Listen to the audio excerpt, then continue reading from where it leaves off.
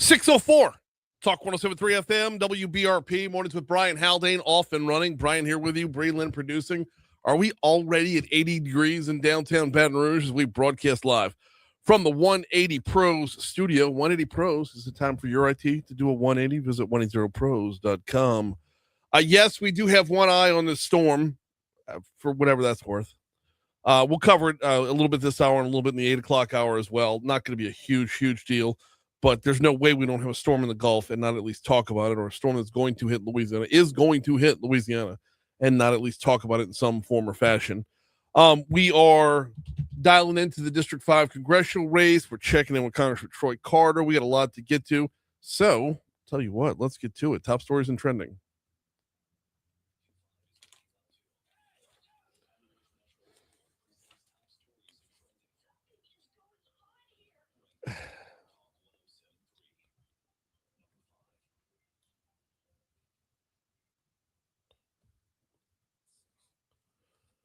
Tell you what, let's go ahead and start off on the interstate where we just were with our traffic report there.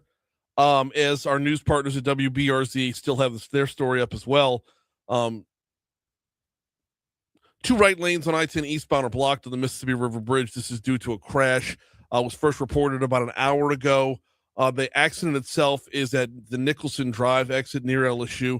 If you're coming in from West Baton Rouge, I'm looking at the delays right now. I'm looking at the backups right now. It might be worth swinging your way all the way up to the old bridge and wrap it back around again, just for the sake of keeping it moving and not jamming it up even further. But as it stands right now, we are looking at delays on 10 eastbound. They run from about 4:15 all the way up to where you'll find the accident. Now, with maximum sustained winds over 40 miles an hour, Tropical Storm Bertha has developed in the northeastern Gulf. While a westward track towards our state is the likely scenario, overall impacts to the capital area will be low. We're going to talk with WBRZ's chief meteorologist, Dr. Josh Eachus, about the storm and the season as a whole, coming up at 8:15. Louisiana Department of Transportation and Development closed the Highway 16 bridge near Southside Junior High on Monday for repairs, with work expected to wrap up before the school year begins. According to inspectors, the wooden caps underneath the bridge were quickly deteriorating. The bridge is scheduled to reopen August 5th, according to DOTD. One person died in a shooting outside a convenience store along Groom Road. This is according to the Baker police. The shooting happened. The shooting happened actually on Thursday in front of the Buffalo Food Mart. No other details have been released. Mayor's Office of Community Development is inviting qualified organizations and professionals to apply for a total of $200,000 in grants to beautify and strengthen the identity of the Scotlandville Gateway, located at the intersection of Harding Boulevard and I-110. The application period opens Friday. It will run through August 21st on the Office of Community Development's website, where you will find more details.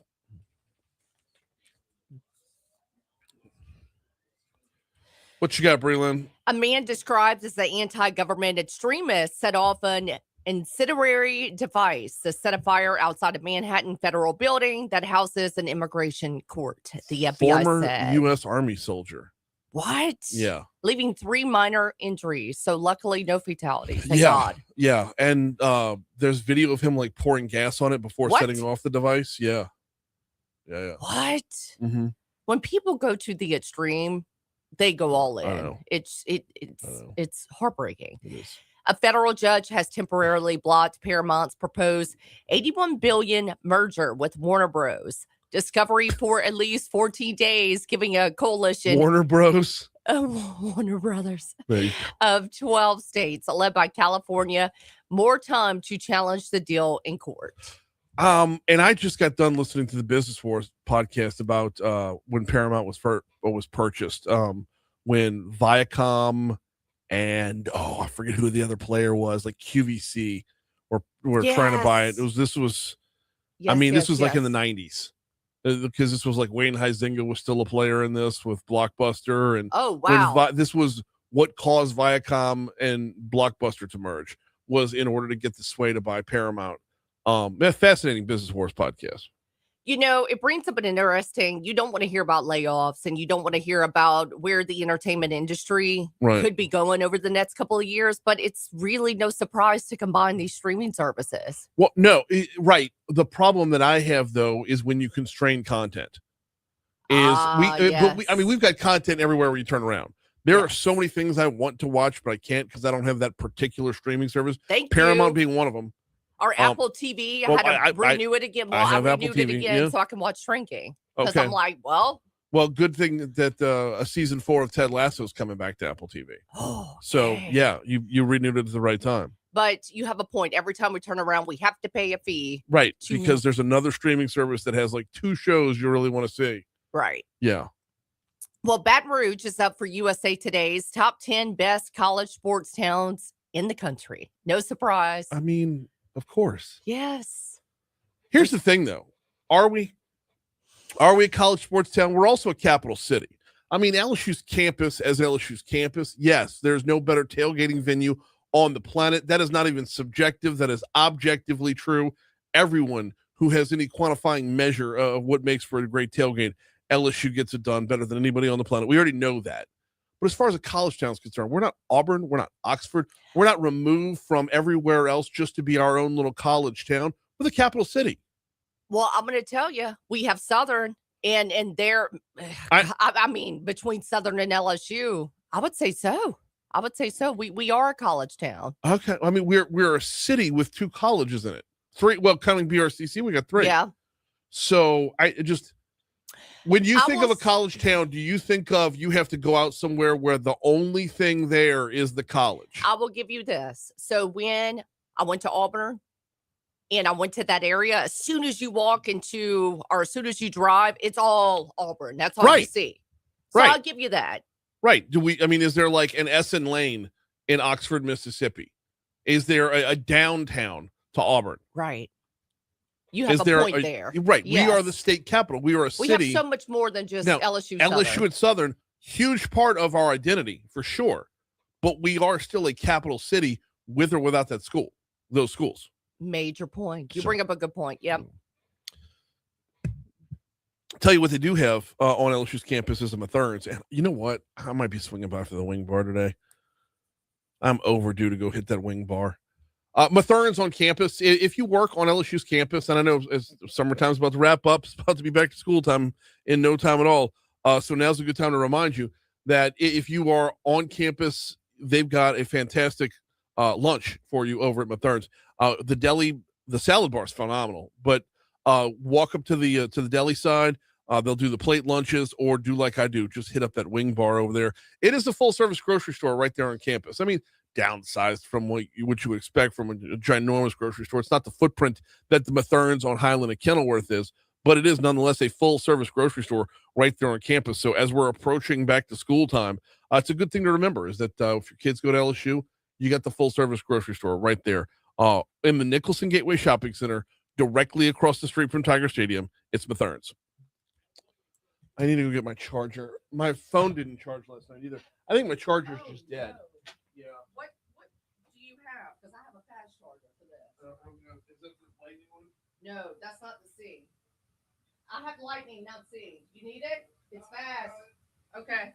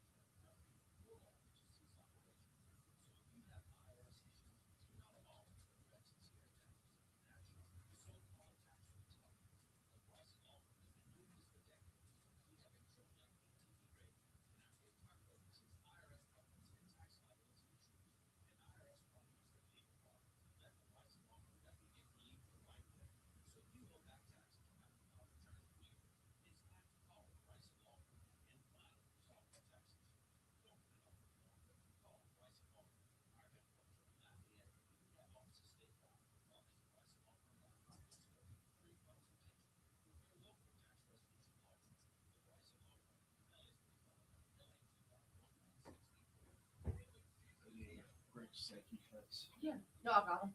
And I need titles, so I know what I'm talking about. Congressional action is needed for stability. What's the second one? Number 2, athletes want everyone. Athletes want what? Number 2 is athletes want everyone held to the same standard. Okay. Number 3, stance on PCSA. Hang on.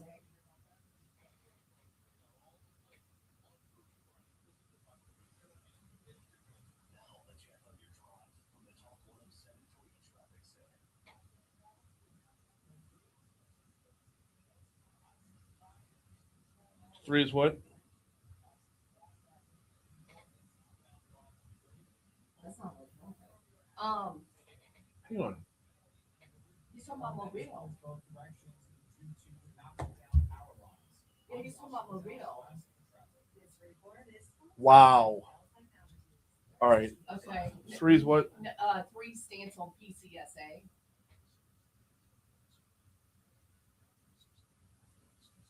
4 is national standards must be enforceable.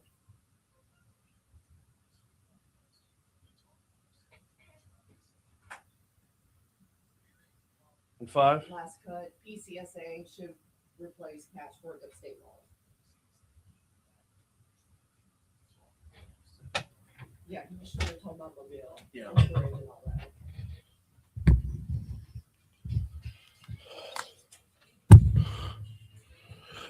Six 616 Talk 107.3 FM WBRP. That was weird, and I apologize for it.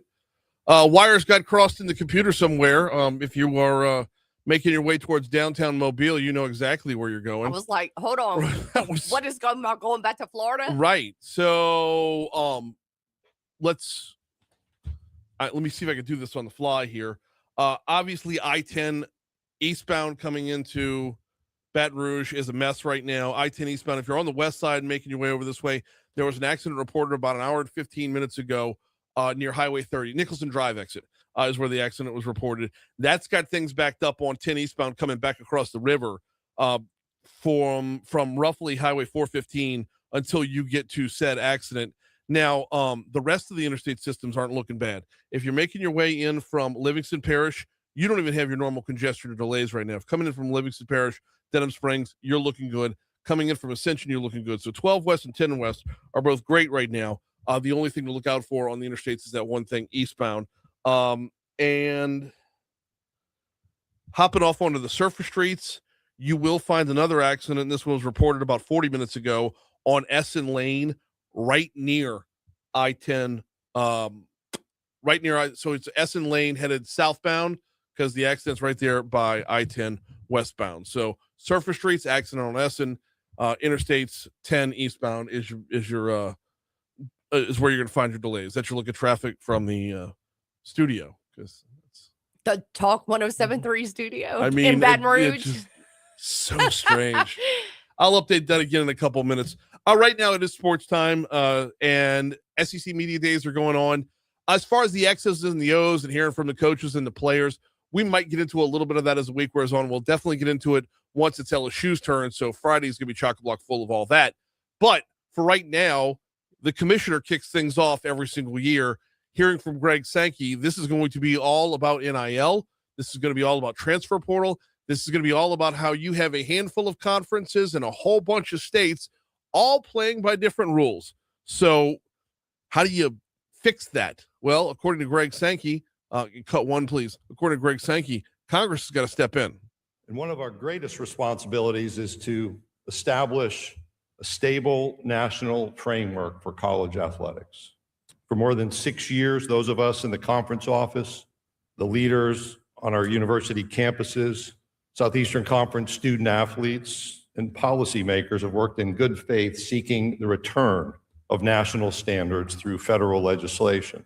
These efforts have demonstrated not only how complex these issues have become, but also have reinforced my belief that congressional action remains a needed path to provide that long-term stability. So if you're going to go with something national, that national has to supersede everything statewide.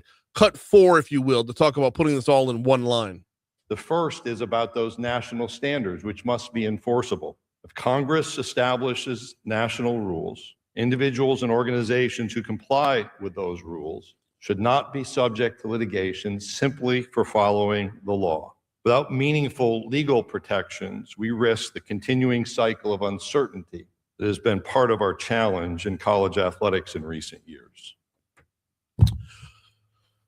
We're going to pick up on a lot more of what Greg Sankey had to say in just a little bit, but we are due up to check in with the Fox Business Report. We will check the Fox Business Report. I will give you a look at traffic again in just a minute, and then we'll continue next on Mornings with Brian Haldane.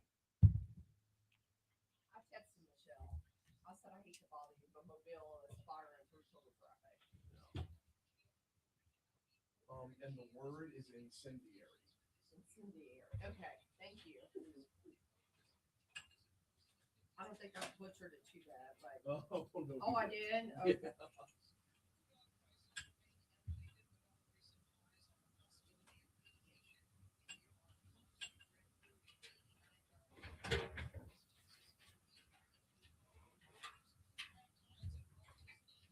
What did I say? Don't even know. It started with an I.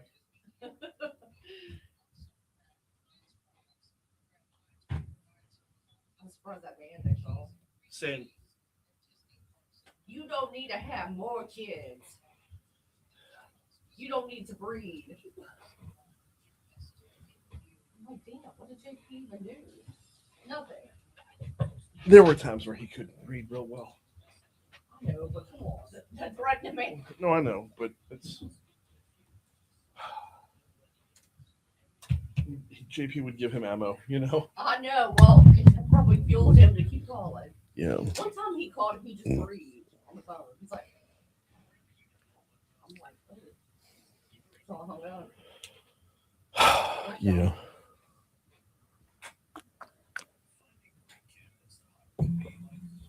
I wonder if it's Joe too. Maybe not. Probably not. I don't know. No. I don't think it is. I think it's someone who lives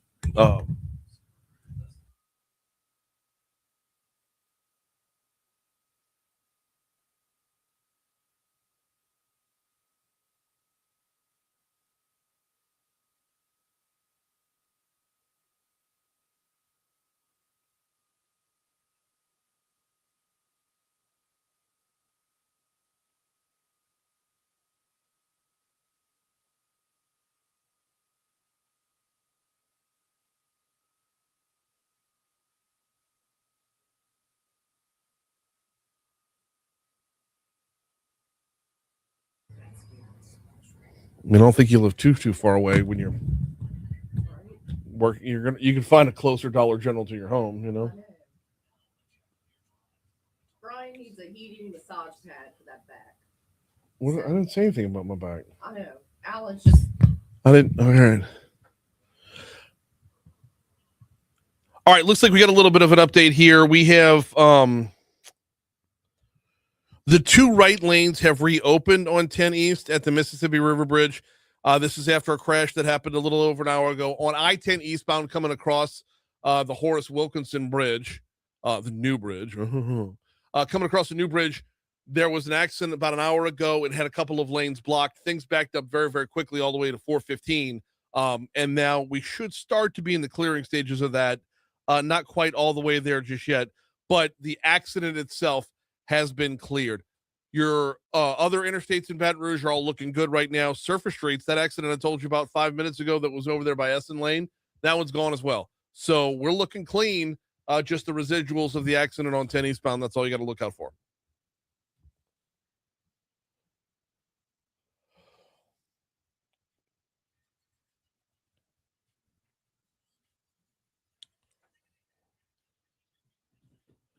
It's 6:23 at Talk 107.3 FM, WBRP, Mornings with Brian Haldane. Rolling right along, Commissioner Greg Sankey kicked off SEC Media Days yesterday, and that's kind of where we're dialed in for this segment as well, because the NIL world, the transfer portal world, college football, because of those two worlds, is just completely out of control right now. I mean, guys can go to as many schools as they want to, pack up, get paid somewhere else, someone makes you a better offer. It's not even like the NFL where you have structured free agency periods or anything like that. There are no, the only rule is there are no rules. And you'll find different rules in different places, but who's putting all those in order? Who's giving you one set of rules? And we're learning more and more and more that the NCAA is just toothless when it comes to trying to enforce things like this. So, back to Greg Sankey.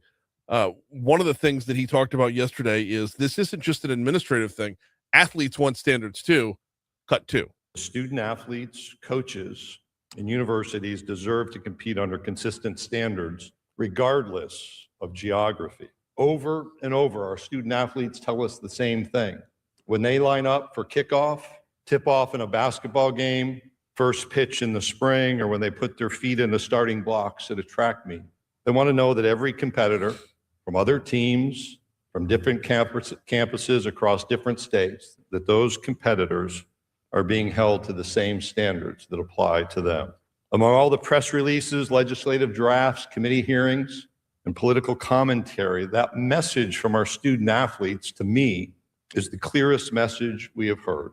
Hold everyone to the same standard. Keeping with Greg Sankey for a little bit, or for the remainder of this segment. So there is legislation in Congress right now that is being looked at. Now, it's not supported across the board, but it is something that is being looked at, the Protect College Sports Act. It is a bipartisan bill, bipartisan federal bill. It was put out there to kind of create this national framework that Sankey's talking about. However, just because there's a national bill out there doesn't mean everyone's going to dive in and be on board right away. Cut three. Earlier this summer, Senators Ted Cruz and Maria Cantwell introduced the Protect College Sports Act. And I want to be clear that we appreciate the tremendous efforts that have gone into these legislative drafting initiatives. And we're engaged specifically now in ongoing dialogue around improving the Protect College Sports Act. That Senate bill contains many provisions that we support and we think are both healthy for college athletics and the participants in college athletics. And just quickly, that includes enhanced expectations for student athlete health and safety, supporting educational opportunities, providing scholarship protections, overseeing agent activity, increasing the participation of our student athletes in governance, which we as a conference have led in that area for years and actually decades, and those national standards of which I spoke, particularly in eligibility and transfers. We support the effort behind the Protect College Sports Act. However, we believe changes to the act are necessary to make it most effective. And the changes we've suggested are both achievable and reasonable, and we're committed to working with Congress to move the legislation across the finish line. Now, what they're looking for here, it's not just the SEC that has a problem with the PCSA. The Big Ten's in the same boat that the SEC is, and as I understand it, the biggest part they're objecting to is restricting growth of the conference. And you might look at it and say, what's the SEC got to grow into? I mean, it's already as big as it's ever been, or the biggest it's ever been. Well, you don't want to rule out the possibility of aligning a few other teams to where your Power Four becomes your entire world. To where, I mean, the FCS is already a different thing, but nixing out the mid-majors as well, which I would personally hate just because we don't need a second professional football league, but moving in something that would look more of a model like that than the model like the NCAA currently has. So the SEC and the Big Ten, they want the room to continue to grow. One more from Sankey before we head out. Cut five. The framework should be truly national. The legislation moves us in the right direction, but it should more fully replace the growing patchwork of state laws that are conflicting and create competitive differences based upon state borders. Remember that quote from our student athletes. We just want to know that others are held to the same standards. Now, as far as the teams that were at the podium yesterday and will be at the podium today, you already know LSU's not going to be there until Thursday. I know Missouri was there yesterday. I believe Kentucky was up there yesterday. I'm forgetting who else, because if you need the X's and O's, if you want the actual football end of all this, like I said, as we get through SEC Media Days, we'll have a little bit more.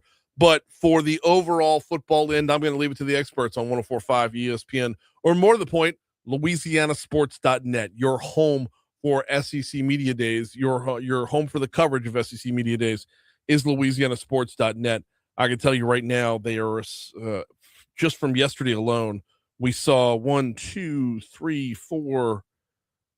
different posts posted up yesterday from day one of SEC Media Days, and that'll just only ramp up as they're there.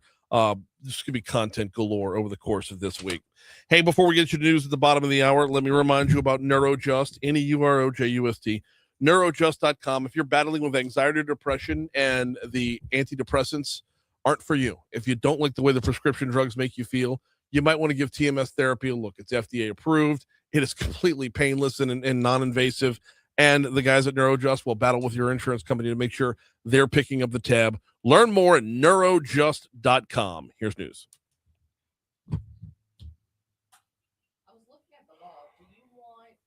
Do what? Do you want me to get rid of traffic open in the TTWN import, and after ABC come to you for a traffic report, then go to LRA? Nope. Let's see if it's been corrected. Okay. There should have been an updated one. So That's what I was If- looking at. if it sounds like Mobile again, Just get out. just pot it down and pot me up, and I'll redo the traffic again. Okay. But let it play. Okay. Another night of American attacks on Iran, the 10th in a row. Iran's Revolutionary Guard vowed no more oil will pass through the Strait of Hormuz. Gas prices Strait of here Hormuz. back to $4 a gallon on average. Tropical storm Bertha threatening the Gulf Coast could make landfall in Louisiana tomorrow. Selling an auction for $3.75 million, the prop of Luke Skywalker's severed hand and lightsaber is holding. This is ABC News. I'm John Burns in the Top 107.3 Battlers Newsroom. The first human case of West Nile virus of the 2026 mosquito season has been confirmed in Washita Parish. Here's Wayne's Kushner. Sure. It's where I'm going in 2 weeks. For 2 days. Really? Seriously? Oh shit! I thought you were being facetious. No. Damn. No. This is pretty awesome. I'm going to be doing You remote. in West now. Doing 2 shows from up there. Oh yeah. For you.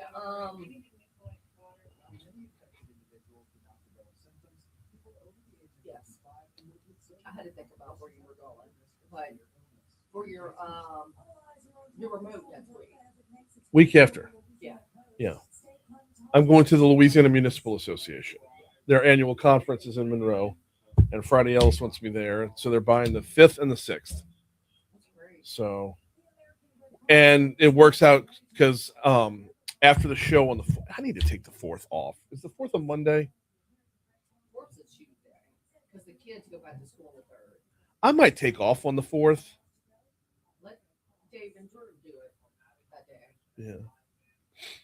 I don't know. Well, I don't know if I can now. He announced he's running for justice of the peace. Well, let Dave do it. I think Dave. I don't think Dave would do it. I don't think he would on his own. Dave and Braun. Well, no. I wonder when qualifying is. Actual qualifying for the race. Can he technically do it though, as long as he don't talk anything about his campaign? I have to offer the same thing to everybody in the race, and I'm not. Yeah. I see what you mean. That's like okay. Yeah. Okay. Well, damn it! You should have got him in before.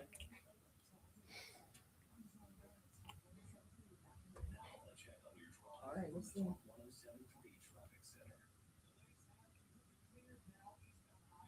There we go. That's us.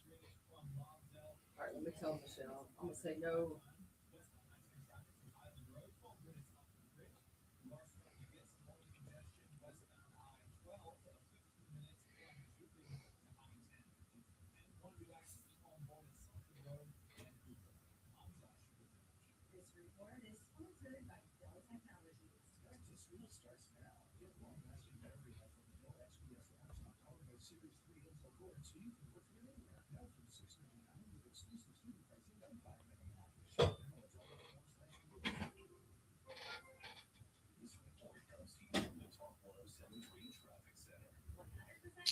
No way. What happened? Qualifying actually starts the next day. Oh, so he can do it. Mm-hmm. Yay, yay, yay, yay. At least give him the heads up. I'm going to text you after the show and be like, wonderful. That would be a good show. And that will give you a day off, too. Yeah. But now I have to figure out what to do with. Now I have to figure out what to do with Cade Brumley, because it's the first Tuesday of the month. And he was supposed to come on for a full hour. My programming for that day was already set. I don't want to hand that off. I want that content.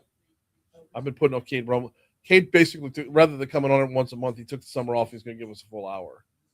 There's no way he can refinagle to come in the following Tuesday. Following Tuesday is Chief Morse. And the following Tuesday is Braff. Okay. I'll get with Ted. I'll get with Ted in Cade's office. We could figure it out. Because if not, you're going to have all these days again that you weren't able to take. Oh.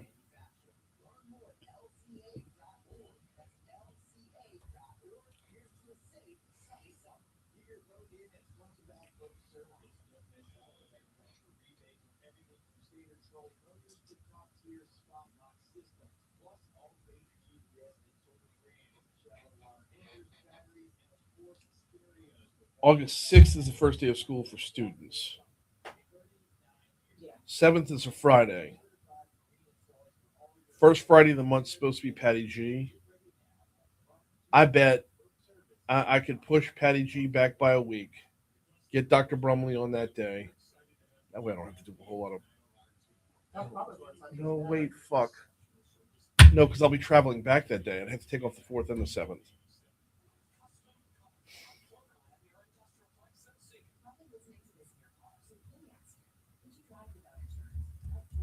The man can't be two places at once.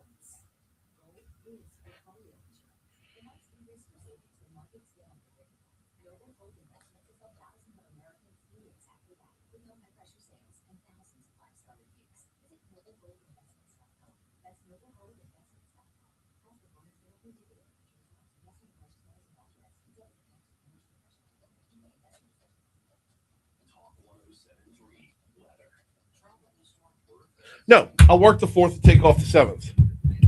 So I'm leaving. So on the 4th, right after the show, I will leave to go bring my daughter back to school, back to Hattiesburg. So you'll work the 4th. Or take off the 7th.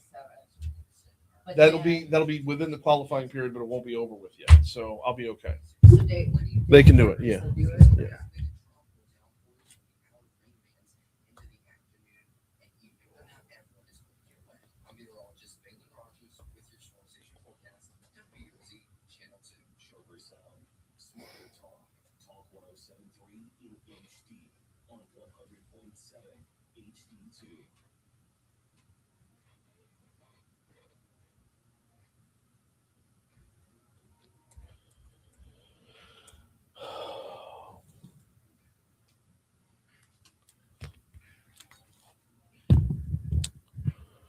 You see, the thing is, you get a month and 2/3 into the hurricane season, and people start getting antsy to want to talk about a storm. That's all that is.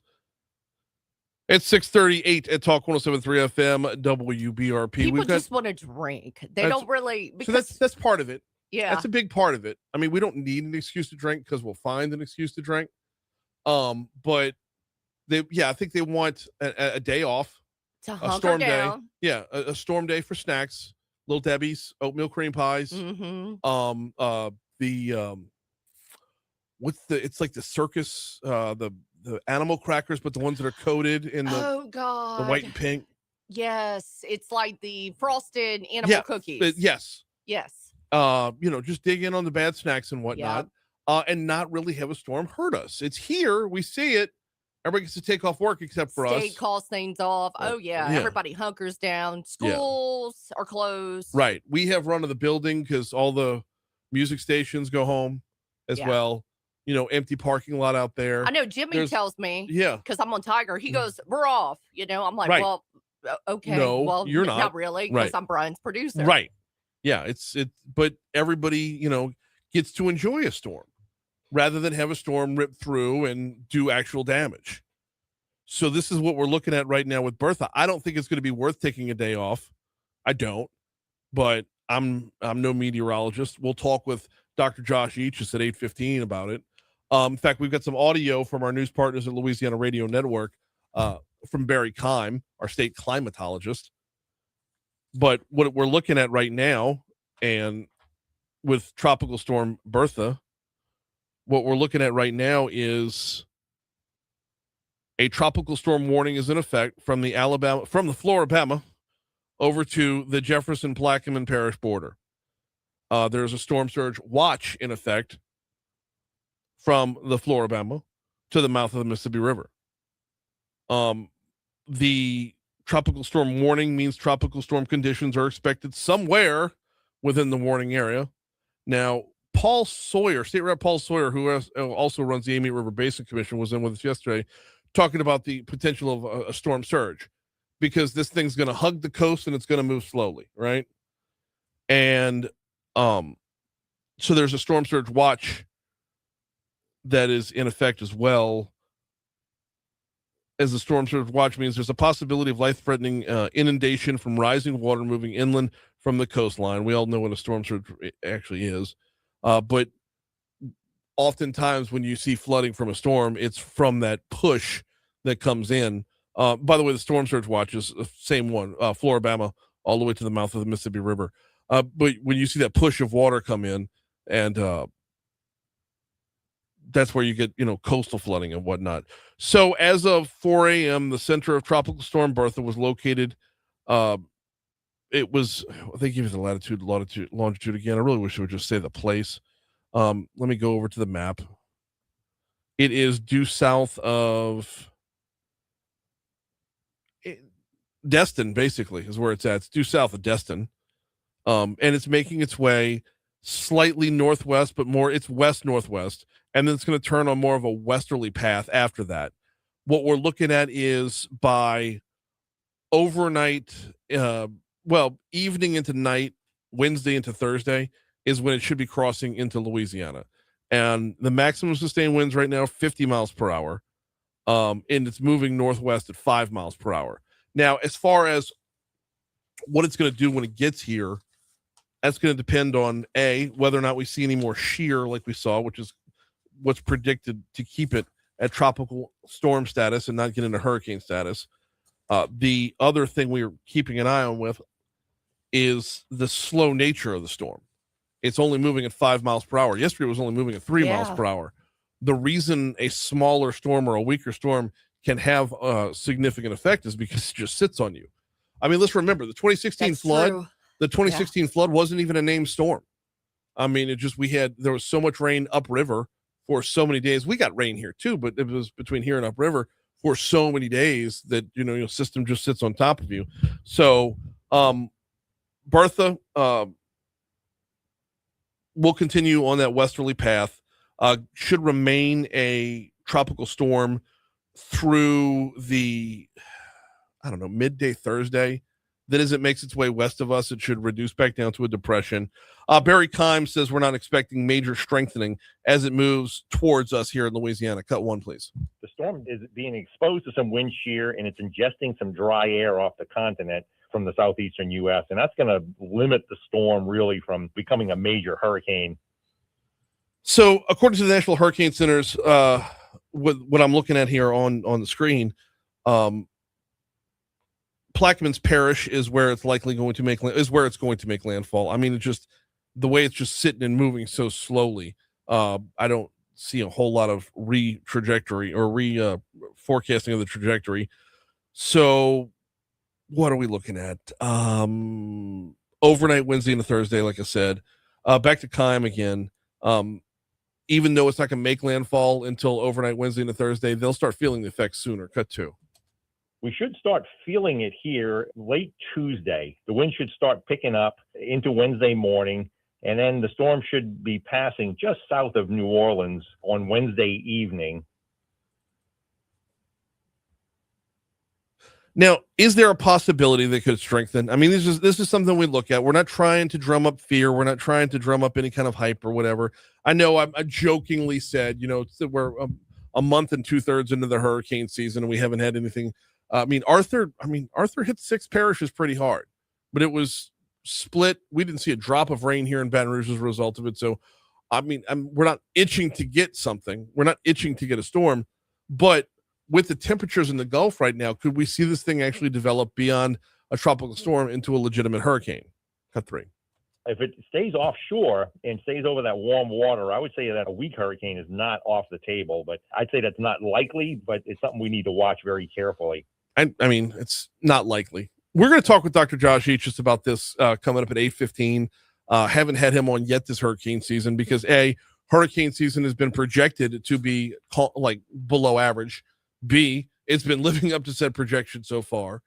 C, we've already seen that Saharan dust rolling through. My allergies will speak to that. And D, if there's nothing on the map, there's no reason to call. So we'll get an overall look at the whole hurricane season coming up 8:15 with WBRZ's chief meteorologist, Dr. Josh Eachus. Coming up in our next segment, we're going to take you to Jerusalem. What are we looking at with the strikes in Iran? Is this going to escalate beyond isolated strikes? Are we just looking at a full-out war coming up?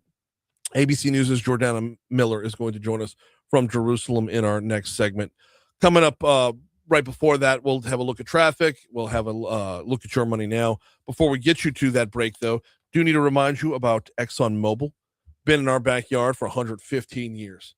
Fueling the world, literally fueling the world. ExxonMobil has been employing our neighbors, making the products that you see all over the place. It's not just oil and gas. You're talking about the tires on your car.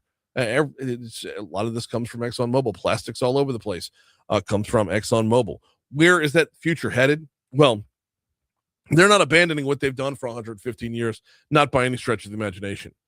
But the future of energy on a local level, the future of energy on a national level, the future of energy on a international level, a global level, is going to include carbon capture and storage.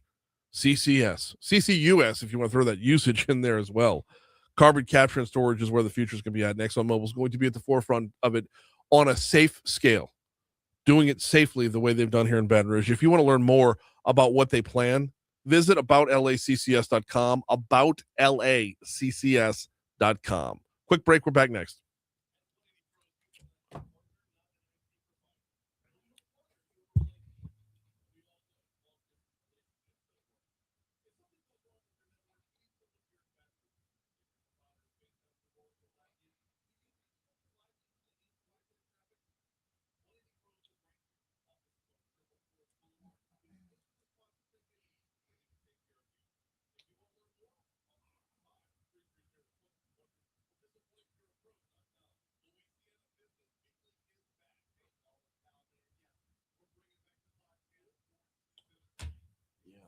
New episodes come back this week.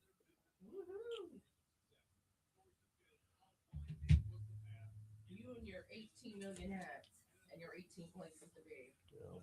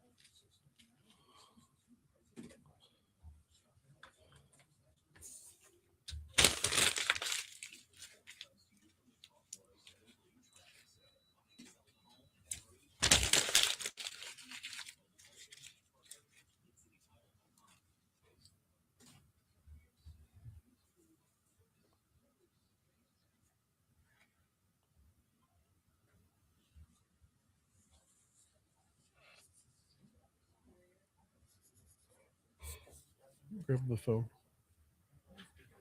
Yeah. Talk 107.3. Hey, Jordanna, good morning. Yes, ma'am. Or should I say good evening?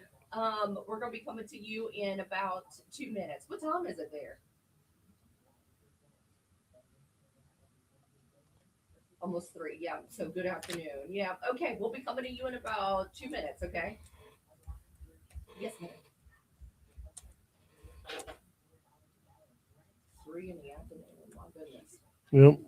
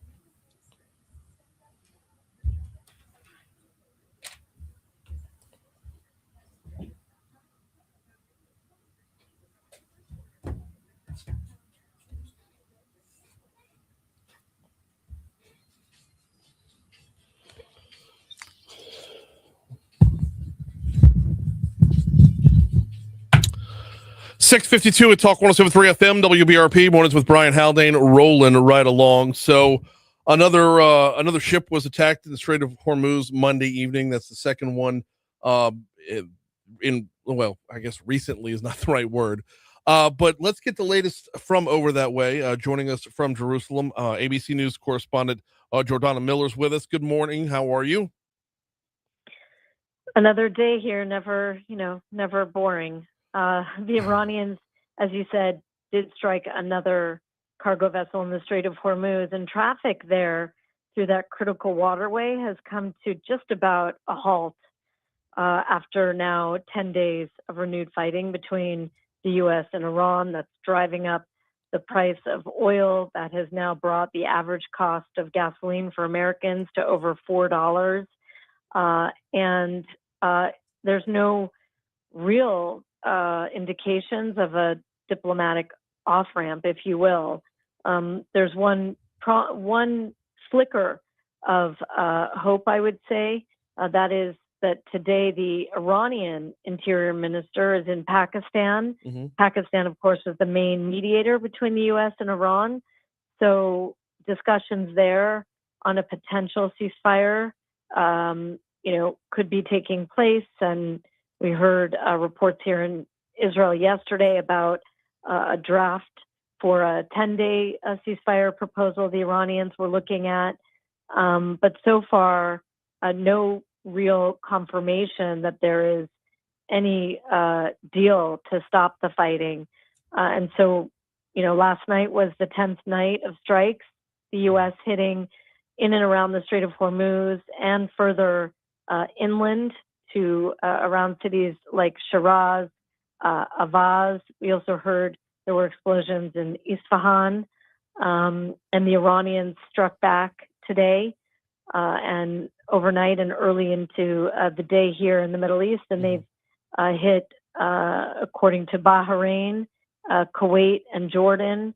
All three of those countries say that Iran fired ballistic missiles and drone strikes. Now, and so just for the geography lesson here, and when we strike Iran, when they strike back, they don't strike us, they strike Jordan, among others. Jordan, if I'm not mistaken, correct me if I'm wrong here, but from where you're at to Jordan is about from where we're at to Houston. I mean, from Baton Rouge to Houston is about the same. Am I close on that? Was about like a 4 or 5 hour drive? Right. Jordan, less. Oh, wow. From my house in Jerusalem, it's a little more of an hour drive to the border Really? with Jordan, and then it's maybe another 2 hours to Amman. So we're close to, and then in the south, the Iranians fired on the port of Aqaba, Mm-hmm. and the explosions were heard in the the southernmost city in Israel, Eilat, as well. So Jordan is very close. And as you know, the Dead Sea, Yes. the eastern side of the Dead Sea is Jordan. Right. So, it is the Iranians are coming close, but it appears that at this point, it looks like the Iranians and President Trump want to keep Israel out of the fight at this point. And so the Israelis are not taking part in any of the offensive strikes.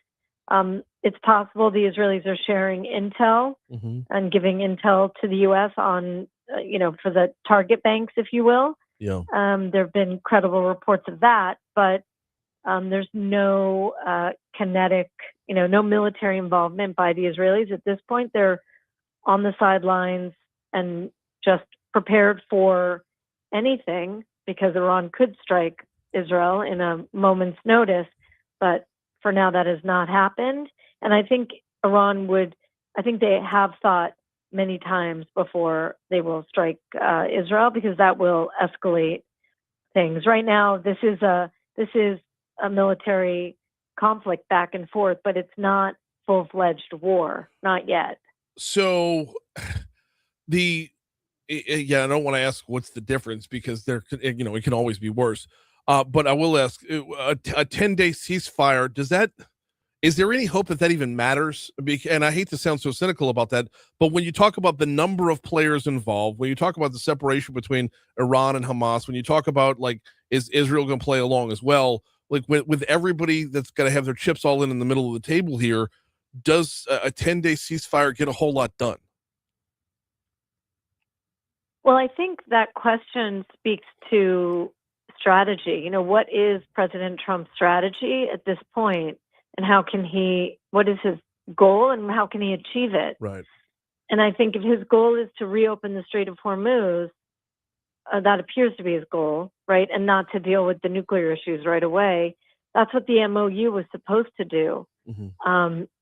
Now, there's a fight going on between the United States and Iran over who should control the strait.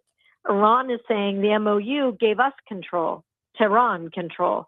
The United States is saying, no, not so fast. We never gave you control of the strait. It's an international waterway. You don't have control over the strait. And the Americans, we are going to help vessels go through on the southern part of the strait close to Oman, and you have no control over that. The ships that Iran is attacking are precisely those in the southern route, the route that the U.S. is essentially managing, because the Iranians are saying, no, we want to control the whole strait. So if the president wants to reopen the strait, will he go back to the negotiating table and come to some kind of compromise where perhaps the United States will control the southern routes and Iran will control the route closest to its border, right? Yeah. We got 1 minute left with Jordanna Miller. I just want to, is there a strategic, or is there a benefit to controlling it? I mean, as long as it stays open, does it matter who controls it? From our end, from an American perspective, does it even matter at that point? It absolutely matters to every single American who controls the Strait of Hormuz, because if you think the Iranian government is going to care about American consumers and American interests, there's absolutely they will not care about America's, the pain at the purse or anything else. Iran will use the waterway as a geopolitical weapon, and they will open it and close it at will. This is leverage they discovered during the war. They want to use it. And the United States, and I think the president has been clear about this, the United States cannot let Iran control that waterway, because they will disrupt global markets for years to come. It should matter. It should matter to every American. And that's why we lean on you for this insight. Jordanna Miller, thank you so much for a couple minutes this morning. You stay safe, okay? Thanks. Talk soon. Absolutely. Here's news. This is WBRP, Baker, Baton Rouge. What? Yeah, there was no way I was letting that go. That's just, awesome. I know, and I was like, I I'm pulling that audio for our reels today. Yeah. That was really good because it localizes it. It brings it back home. Yeah, and I'll tell you what else it does. And hear me out on this, Facebook. I want to talk about the liberal bias of the media. How about flushing that narrative down the toilet when you've got a reporter who lives in Jerusalem and sees it up close and personal? That reporting right there, that was not liberal bias right there. You heard from Jordanna immediately. Like, that was all. You heard from Jordanna, like, with a sense of urgency. It absolutely matters.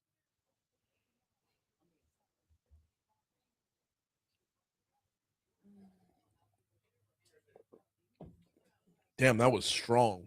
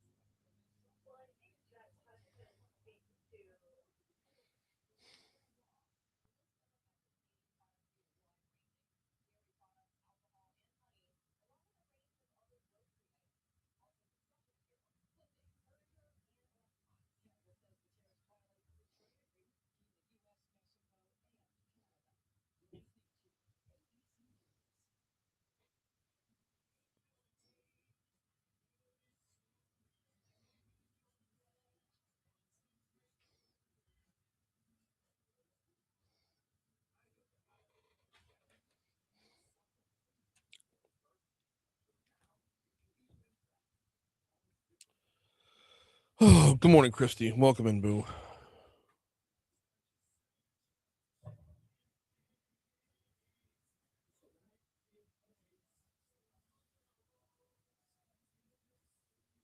Mm-hmm.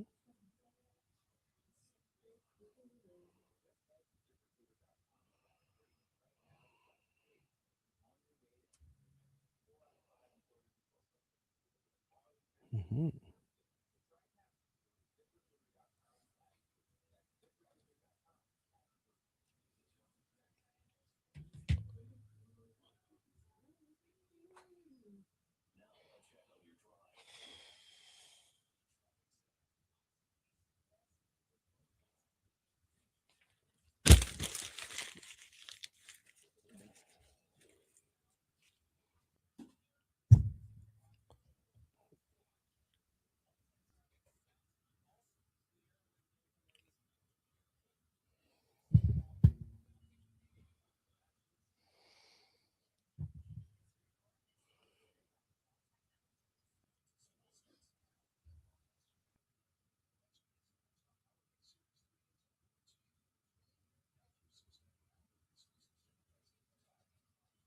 All right.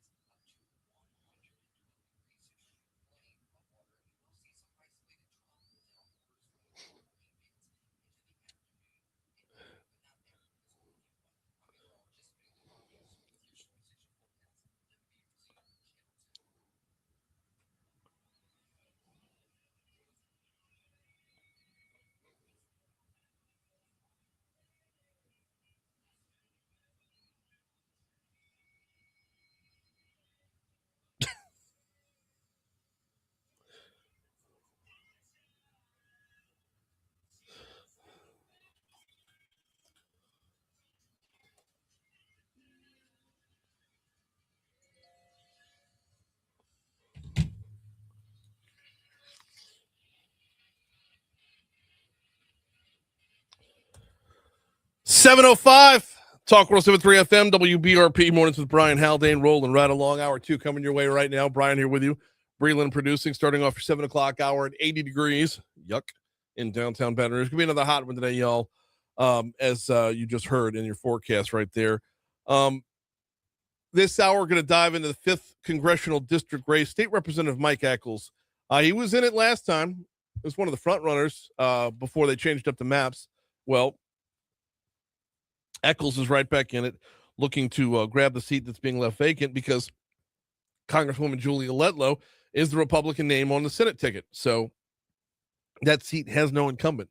We'll talk with Mike Echols about his run for Congress, a little bit about his recent legislative session as well. He got a couple wins in there. So after Mike Echols, we will also talk this hour with Fritz Metzinger. Fritz Metzinger is a sports attorney with the law firm Stone Pigman, and we're going to take a look at NIL moving its way into the high school ranks. Oh yeah. You thought it was tough enough to navigate the college waters with the NIL. Fritz Metzinger is going to join us to break down where that's at on a high school front. Right now, though, we start off the hour as we broadcast live from the 180 Pro studio. We start off this hour with top stories and trending.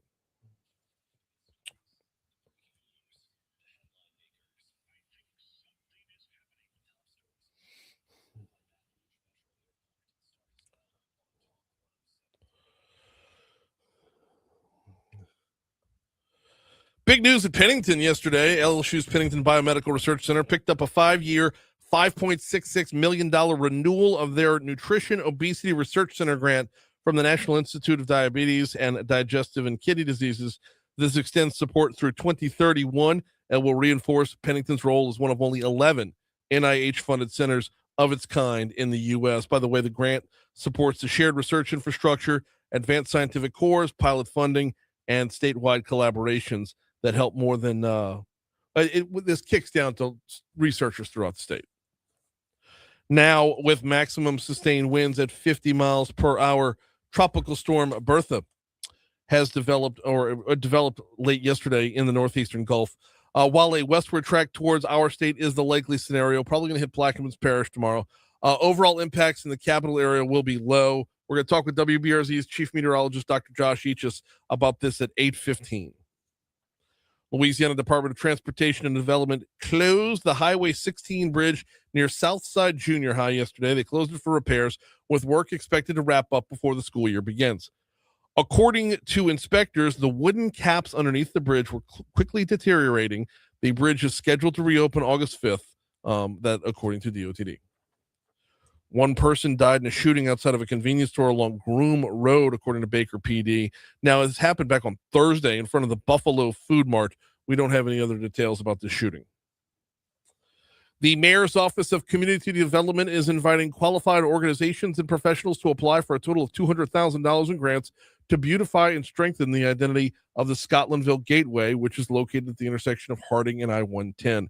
The application period will open up Friday. It runs through August 21st. On the Community Development Office's website is where you'll find more details.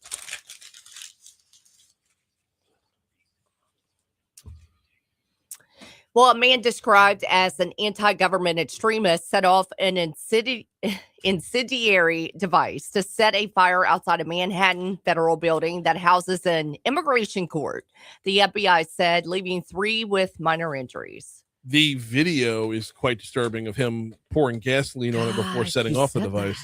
I know. That. Yeah. Got a device, want to add some literal fuel to the fire. So. No. Former Army guy, by the way. As a former soldier with the Army, he's the U.S. Army. So. Golly. Man. Yeah. A federal judge has temporarily blocked Paramount's proposed $81 billion merger with Warner Brothers Discovery for at least 14 days, giving a coalition of 12 states led by California more time to challenge the deal in court. So the argument against this is the consolidation would reduce content or reduce competition, I should say. Yeah. So. But on the other end, every time I turn around to watch a TV show, you have to pay a fee for a streaming service. Well, this is what the world without cable's going to be like from now on. You know, from the time you cut the cord in order to save money. Meanwhile, we didn't realize, when you had the cord, you had all the channels. Correct. Now you don't have all the streaming outlets, so you don't have all the content on that front. But like, imagine if this were still the days where, you can get all your cable channels on a couple different outlets, like the Hulus or the YouTube TVs or whatever. But imagine if, like, along with your Paramount streaming service and your Hulu streaming service and your Apple TV, and give me another one, oh God, HBO Max. Sure, HBO Max, Disney Plus, Paramount Plus. Now imagine if you had like USA channel or the history, like if all those individual cable channels were their own streaming services and you fully a la carted it like this, how ridiculous would your bill be then? Oh Lord. I know. You go get AMC or go get Turner or whatever. It'd be all over the place.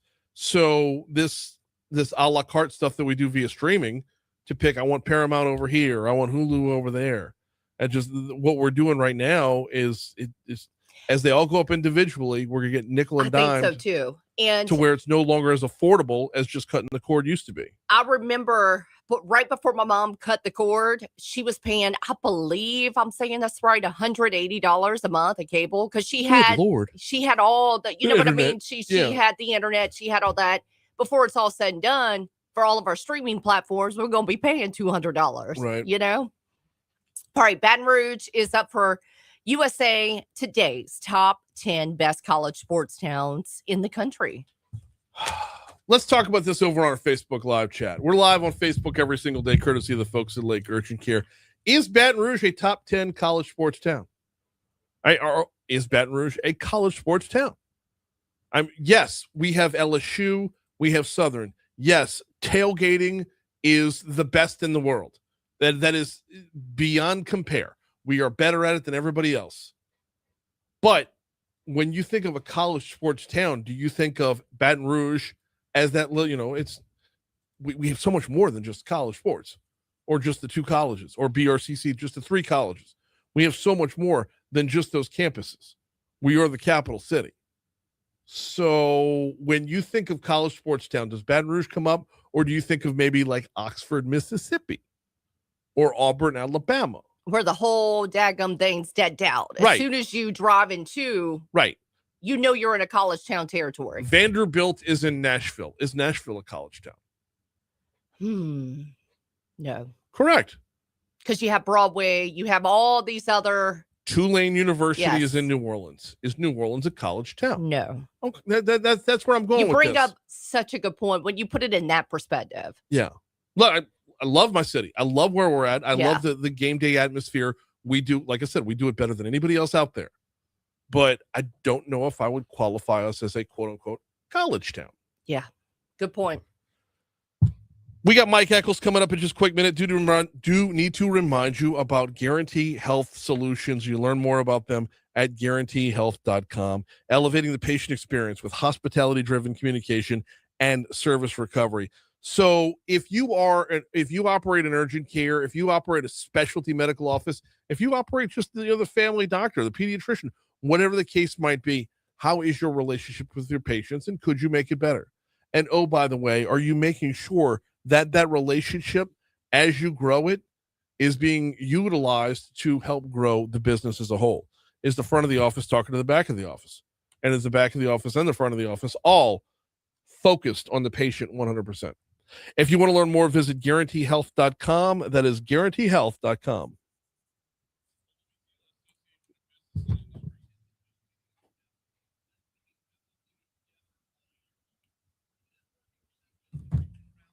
Let me give you Mike's number.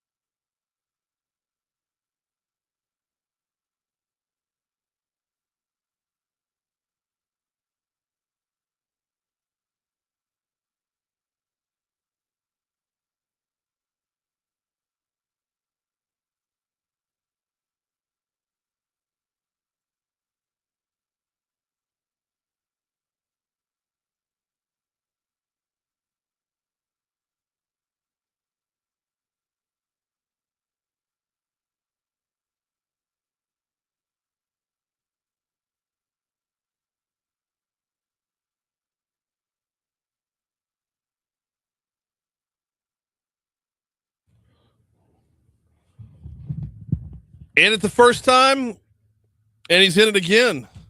New maps come out. Not a whole lot changes in District 5. State Representative Mike Echols is looking to be Congressman Mike Echols. He joins us right now. How are you, sir? Brian, excellent. Up here in the snow-capped mountains of North Louisiana today. I mean, okay, so what's the temperature right now? Oh, we're between 80 and 90 degrees. Yeah. Gonna head up to feel like over 100 today. Yep. Another steamy one. Yeah, that's exactly where we're at, way down here south in Baton Rouge as well. As we're, I don't know if this tropical storm, like, it might just feel like a hairdryer is blowing on us for 24 hours. You know, that's Louisiana. One day it's hot, and the next day it's hotter. Right, exactly. Let's, before we get into the race, which you were in the first time, before they changed the maps, and you're back in again. So before we get in on that front, I do want to kind of recap the legislative session a little bit. I know we've got, a month and a half since y'all sine died over there, but talk to me about this recent session, and what do you feel was your biggest accomplishment in it? You know, as far as this session goes, we saw a lot around workforce development. We know that Louisiana's primed for really just taking off like a rocket ship, literally in some cases. But between, the economic development projects that are in line in South Louisiana around, we'll call them NASA-based projects, or going to the moon or Mars. Yep. All the way to the data centers of North Louisiana and the manufacturing that's popping up all in between. Right now is an amazing time to be in our state. But I would say that probably the core underlying thing that happened this session was preparing for workforce and workforce development opportunities. As far as my accomplishments, I've worked a lot in the healthcare space, trying to, one, lower the cost of prescription drugs in the state, working with our independent pharmacists to preserve, their ability to be able to serve their customers, finding access for people so they can actually get to their healthcare providers, whether that's through transportation or being able to pay providers fairly so they can see patients, both private pay and Medicaid. It's a big fairness issue to me. So I brought bills in all those different sectors over the last several years, and brought a few this year as well. Yeah, the Medicaid reimbursement one was a big one, and that one was signed by the governor before it was all said and done. You also had a bill, and it didn't get as far as I would have liked to have seen it. Some people called it a stunt. I thought it was a brilliant idea. You wanted it a name. When we get a new Mississippi River Bridge, you wanted to have it named after Donald Trump, just to kind of grease the wheels for federal funding. What kind of response did that get from your colleagues? Well, my colleagues actually were kind of fired up about it to start. In fact, we even got word that the White House got the message, and I think they were excited to see it.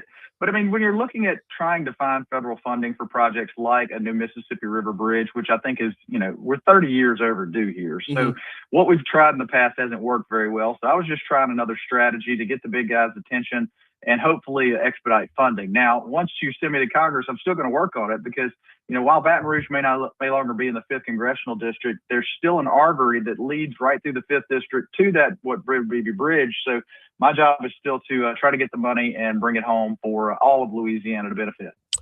We're talking with State Representative Mike Echols, who wants to be Congressman Mike Echols. So let's pivot over to that front a little bit. We had the old map. We've got the new map. You're right in the heart of the district either way. So walk me through a little bit about, was there much of a discernment process to re-up and say, I'll be running in November the same way you were running back in, was it May before they called it off? Oh, no. Unlike other contestants that are in this race now, I've been in this thing from the beginning, and I would say there were probably some headwinds jumping into this race early because you already had a Trump endorsee in the race. But I thought it was a fairness issue. One, I live in the district, I work in the district, have hundreds of plus jobs that I employ in the district. I've always enjoyed serving this area, and so my job was to be committed from word go, and I still am. That's why we're leading the race right now. Our data says that we're way ahead of everyone else. All we've got to do is try to finish what we started. As I've been through the 24 parishes, it has been, just an amazing experience getting to know the constituents of the district. And I think that the ideas we got to represent them are really going to lead us to the top of the list. Has the campaign trail changed any from before the session till now? I mean, are we still hearing the same issues? Yeah, most of the same issues. Inflation's a big deal. Healthcare costs are a big deal. Having economic opportunities is a big deal. And, I think the balancing point when you're working as a state legislator, you've served as a city councilman before that, and now you're trying to go to the national level, having that experience is a big deal. Coming in fresh and not understanding, where the bathroom doors are leads somebody to be at disadvantage. So our job is to get to Washington. I've been going to Washington for over a decade now for DC Mardi Gras and other causes to try to, go out and bring back resources to our state. That's what your next congressman should do, and that's what I'll work on. State Representative Mike Echols is our guest, running in the 5th Congressional District. Now, while the heart of Baton Rouge is no longer in the 5th, a lot of our listening area is. How do needs of the district change from, like, let's say, north of Monroe to the greater Baton Rouge area? Some of the needs are actually the same. I mean, if you're looking at critical infrastructure, working with our police and our sheriffs across the state to bring back resources to ensure that our constituents are safe. But I'd go back to really the infrastructure conversation, making sure roads, bridges, major infrastructure projects are completed. There are national topics like enforcing our immigration laws, making sure that our farmers have a fair shake through a really robust agricultural bill.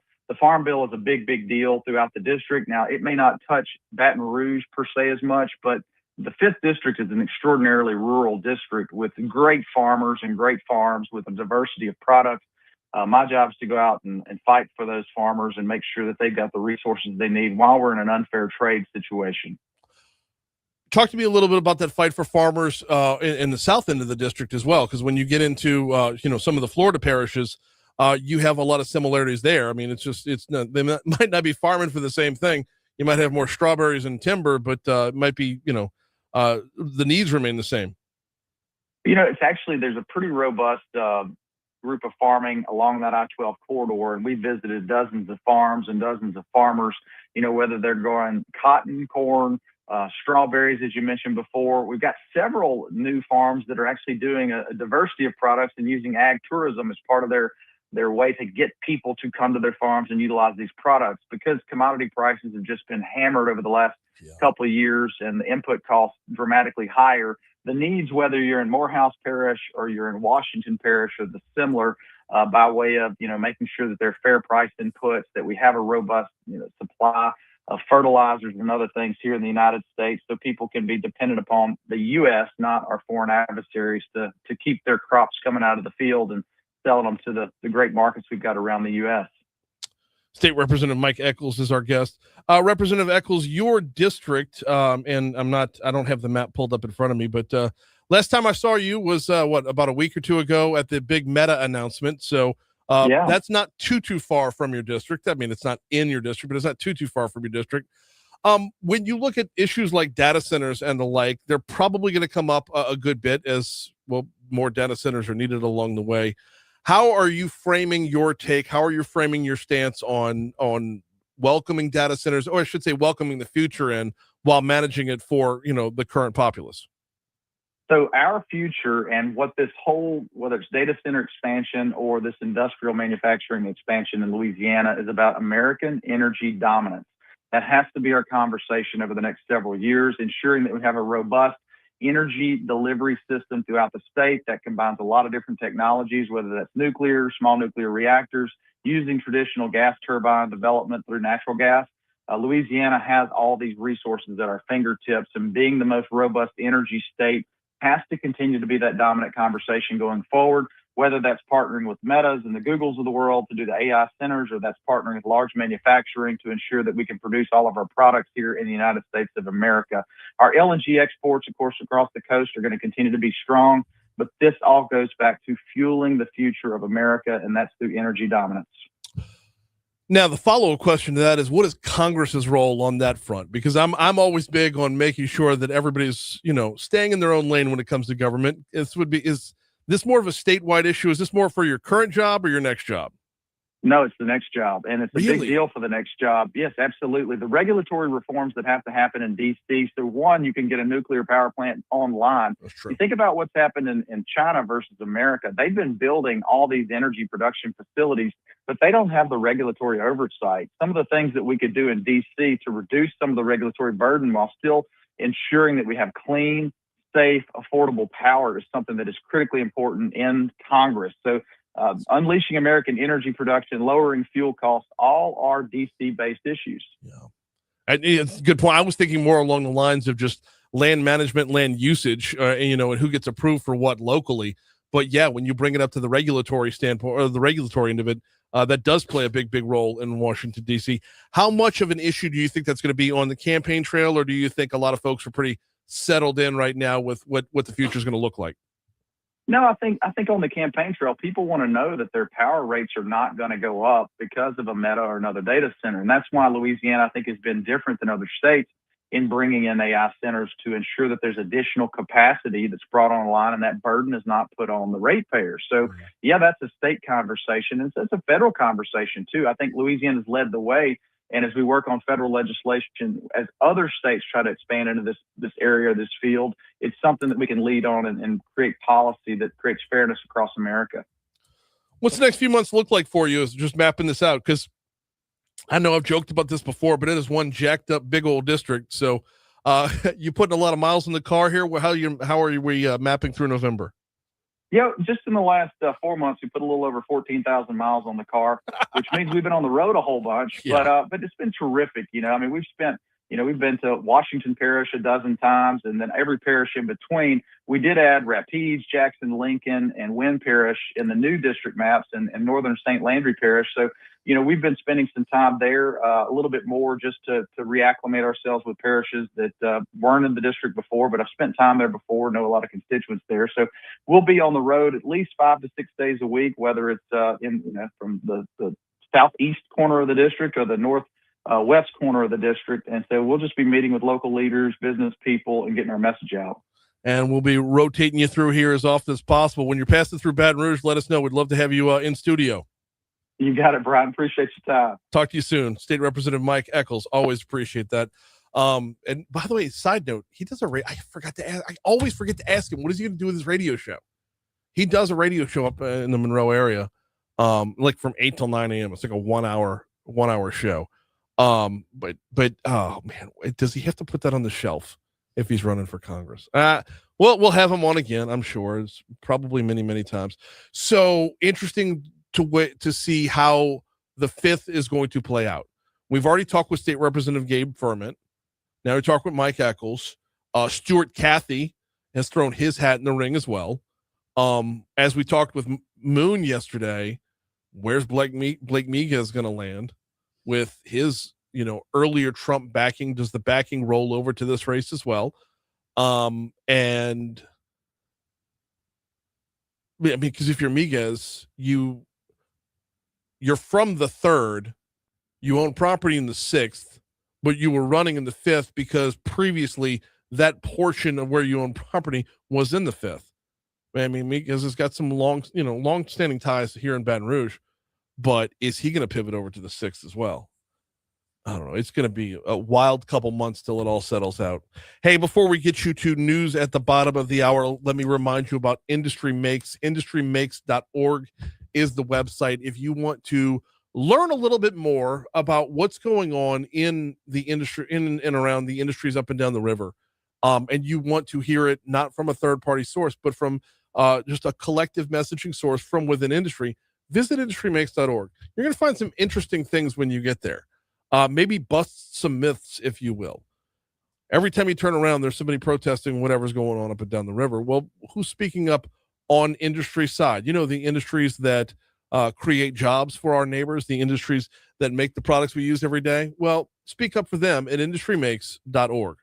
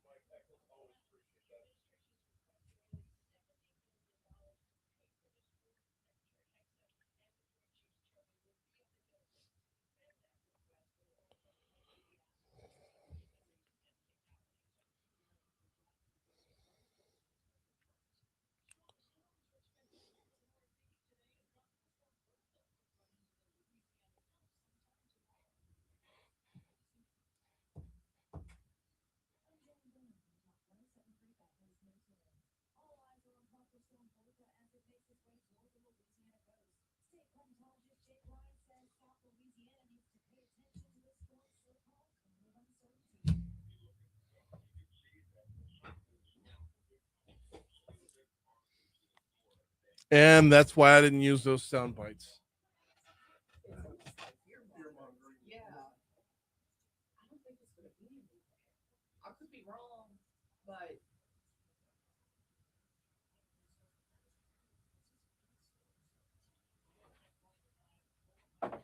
Talk 107.3.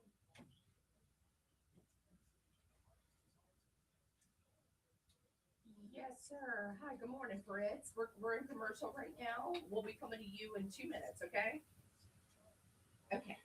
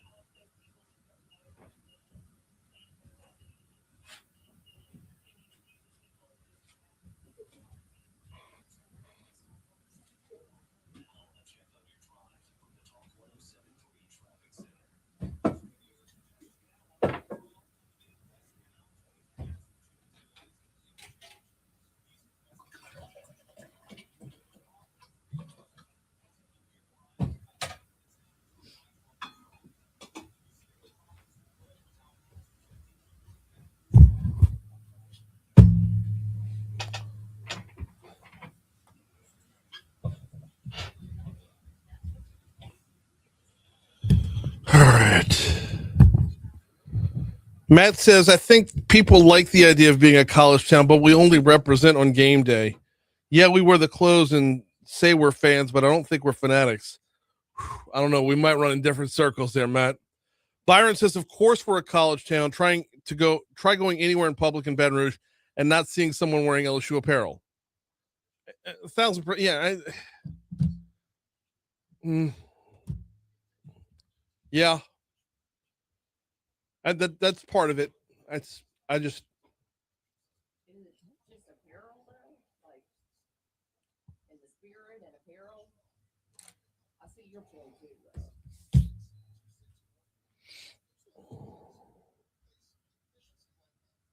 You'll see the same number of people wearing that LSU apparel in, let's say, Alexandria or Eunice, or just Opelousas.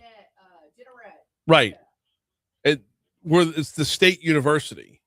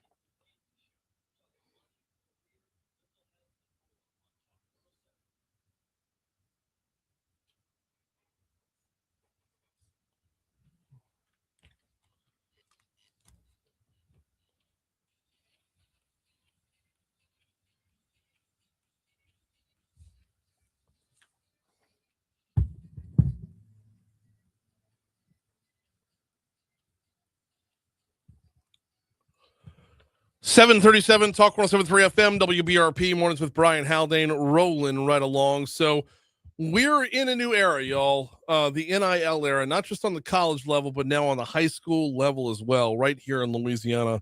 What does it mean for athletes? What does it mean for families? What does it mean for schools? Joining us now to talk about this is sports attorney Fritz Metzinger from Stone Pigment. How are you, Fritz? Good morning. Good morning. The game has definitely changed when it comes to high school athletics with the new NIL laws. So just explain to us what the law says. So it's interesting because I don't disagree that the game has changed, but, the LHSAA, as I'm sure some parents will know, did essentially allow or say that they weren't going to prohibit NIL payments, back in 2022, kind of when all of this NIL, when NIL really erupted on the college level as well. Mm-hmm. But what the legislature has now done is essentially made, permitted NIL payments to high school students part of the law. And, there are a few more guardrails on what high school athletes can do, the kind of, products they can endorse. There are restrictions on things you would expect, like alcohol and tobacco and kind of, things that we would probably call vices. Right. And, obviously if a student athlete or if an athlete is under 18, there's parental approval. So there are more guardrails for high school, but this is essentially an expansion of what the law has allowed for college athletes to high school athletes. And you're right, it kind of signals, this brave new world that we find ourselves in. So when it comes to the high school athlete, it broadens things out so much because you're not talking about the big Nike deals or the big Powerade deals or even like a Raising Cane's out there.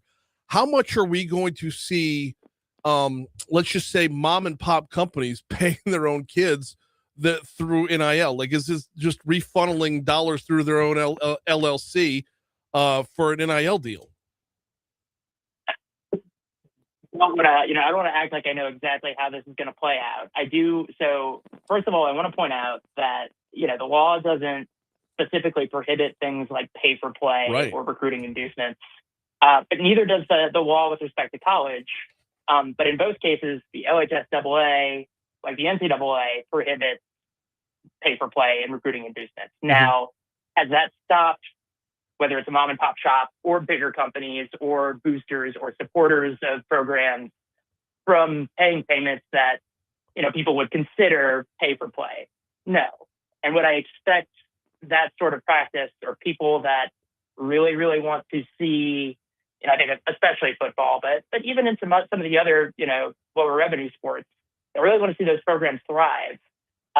Do I think this law is going to prohibit or LHSAA, guidelines are going to prohibit people from using these payments to kind of funnel pay-for-play payments to athletes? No, I can't guarantee that's not going to happen.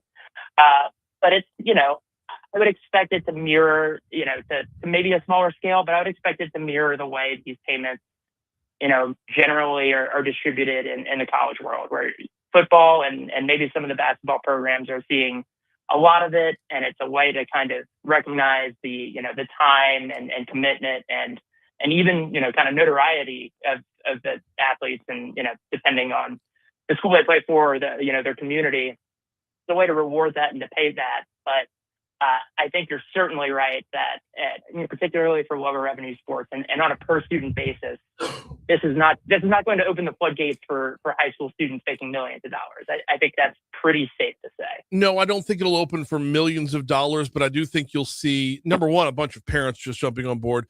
But number two, yes. We've seen schools recruit and high schools recruit in the past, and I feel like this opens the door to do that on a bigger level.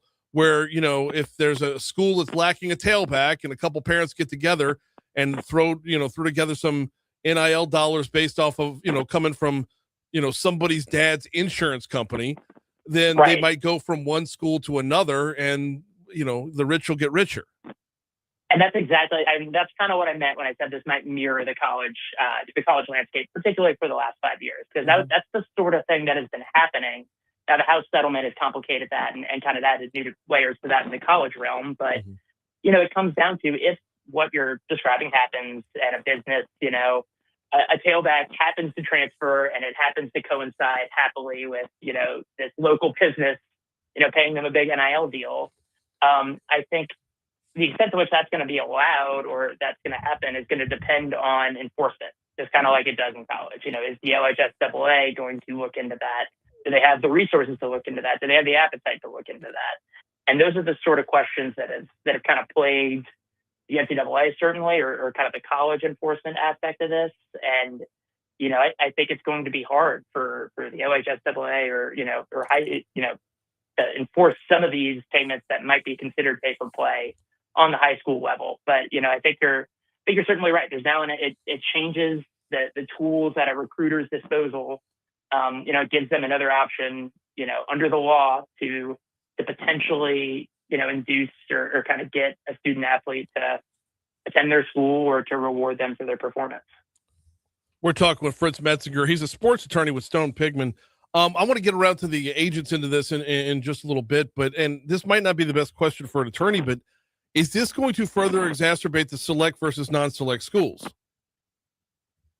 So the agent, so I do want to point out the agent rule does apply, kind of across the board, really to all sports, but the post-secondary educational institutions and high school educations. In terms of exacerbating that difference,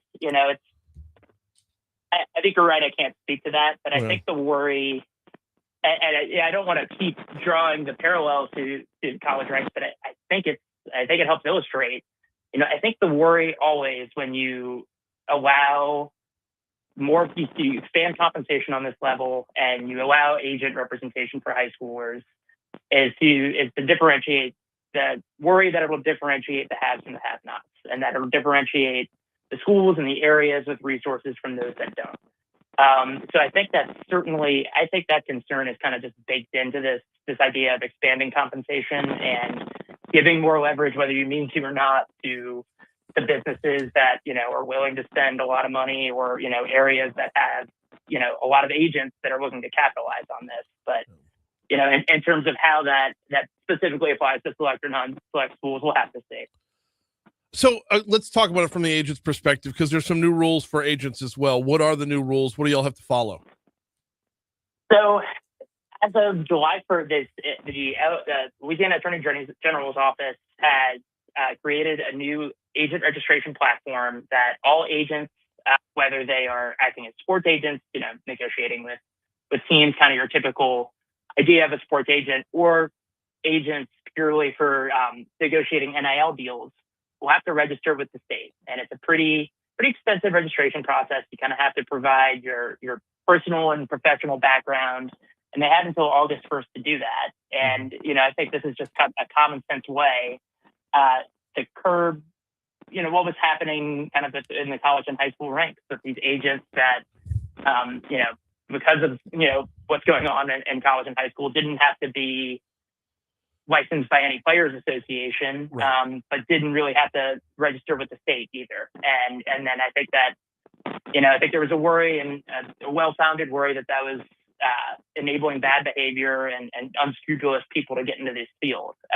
So I think this is just a way to, put everybody in a database, have their entire history, their prior clients, whether they've been subject to lawsuits, kind of things like that.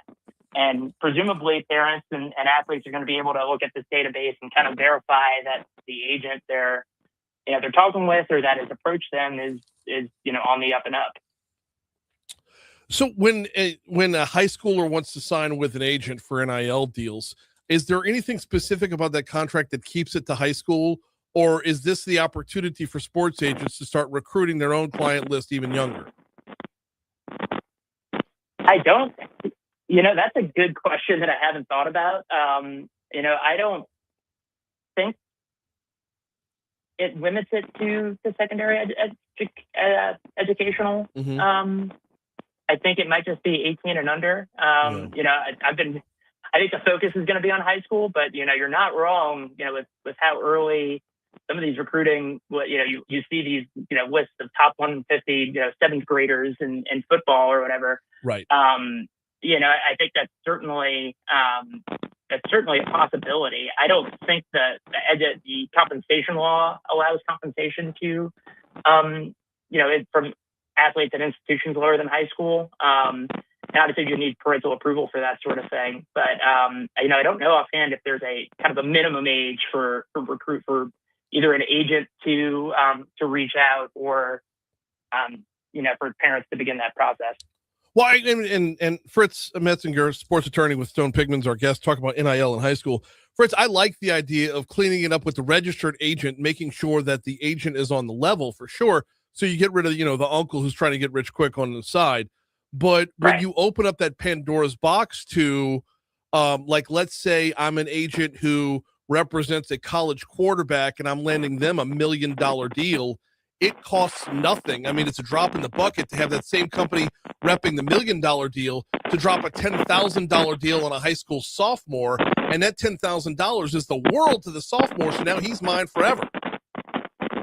Yeah, I think you're kind of getting at the tension behind, all of this compensation explosion, which is that, there's this tension between maybe what the law should allow and the idea of, whether student athletes on a fundamental level should be able to earn compensation and should be able to hire agents, and the consequences of allowing that, and kind of the ramifications and the conflicts of interest, as you pointed out, because agencies are subject to ethical rules, right? And most of them are ethical, but these are problems in the professional ranks too. This is something you see, where look at from LeBron James on down, where exactly. If an agency represents multiple people, things happen in a way that kind of make you raise your eyebrows, and that's kind of the story of the last 15 years for college and younger athletes. Is that yes, there's this expansion of compensation, and yes, I think there are compelling arguments. Obviously, I think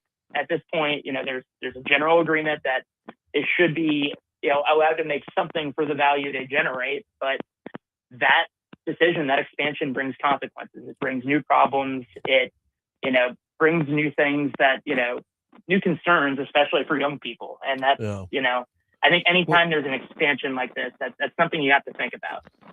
Well, let's check back in after football season to see how it actually played out. He's sports attorney Fritz Metzinger. Appreciate a couple minutes, man.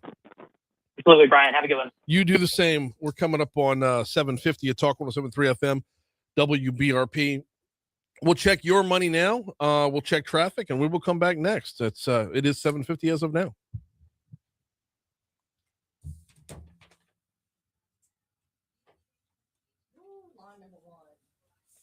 We need to zero it out for the entire show. And it's so hit or miss, but it's like when it misses, it's terrible.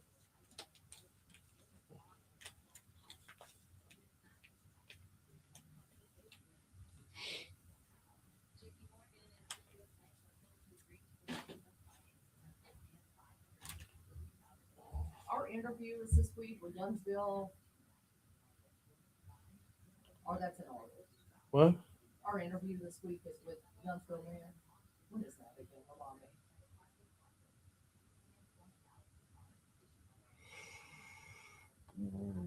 on. Was that the 23rd?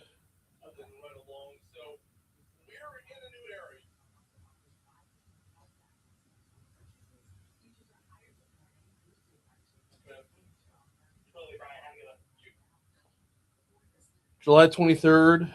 Yeah. Okay. 8:35. Okay.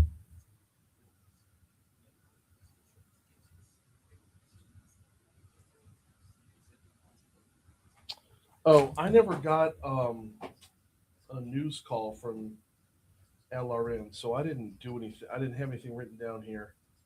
I was hoping the news call would have come in this morning, which is why I left it blank.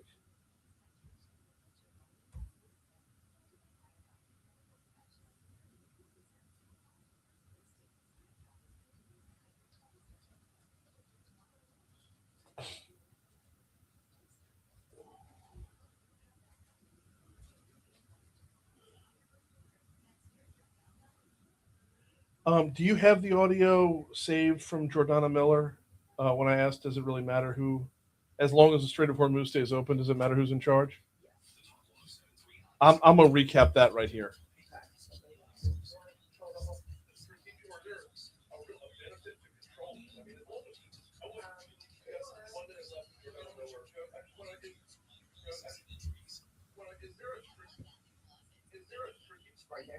Yeah. Oh.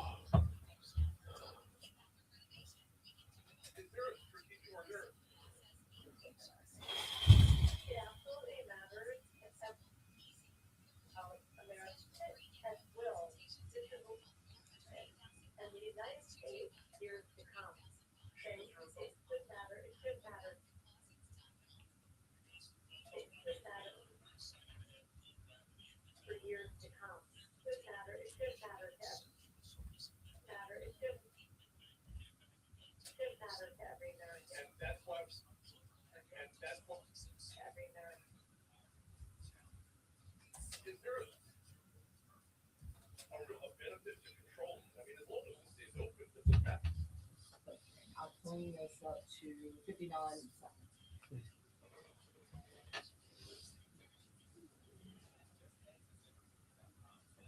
Right.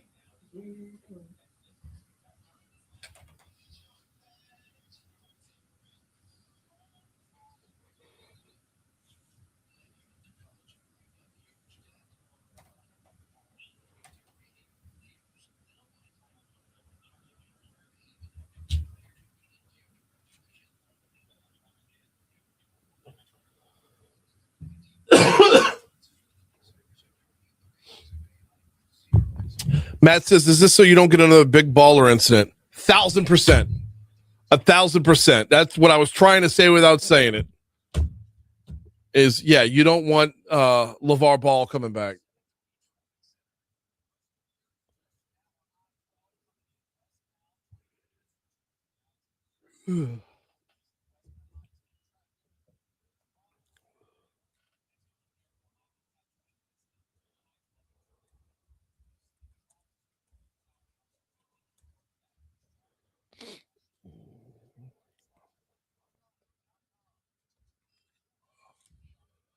Jeez.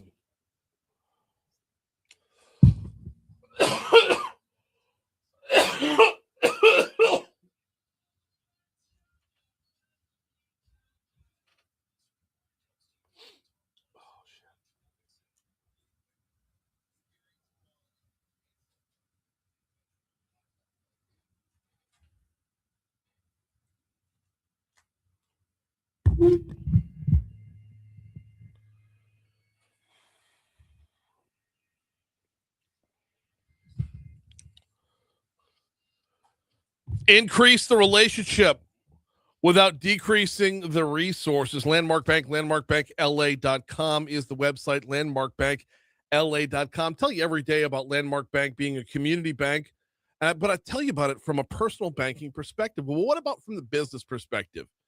If you're a small business owner and you have a Landmark Bank in your community, you absolutely want to hop on board with this. Now, remember back to COVID? Remember back to the PPP process?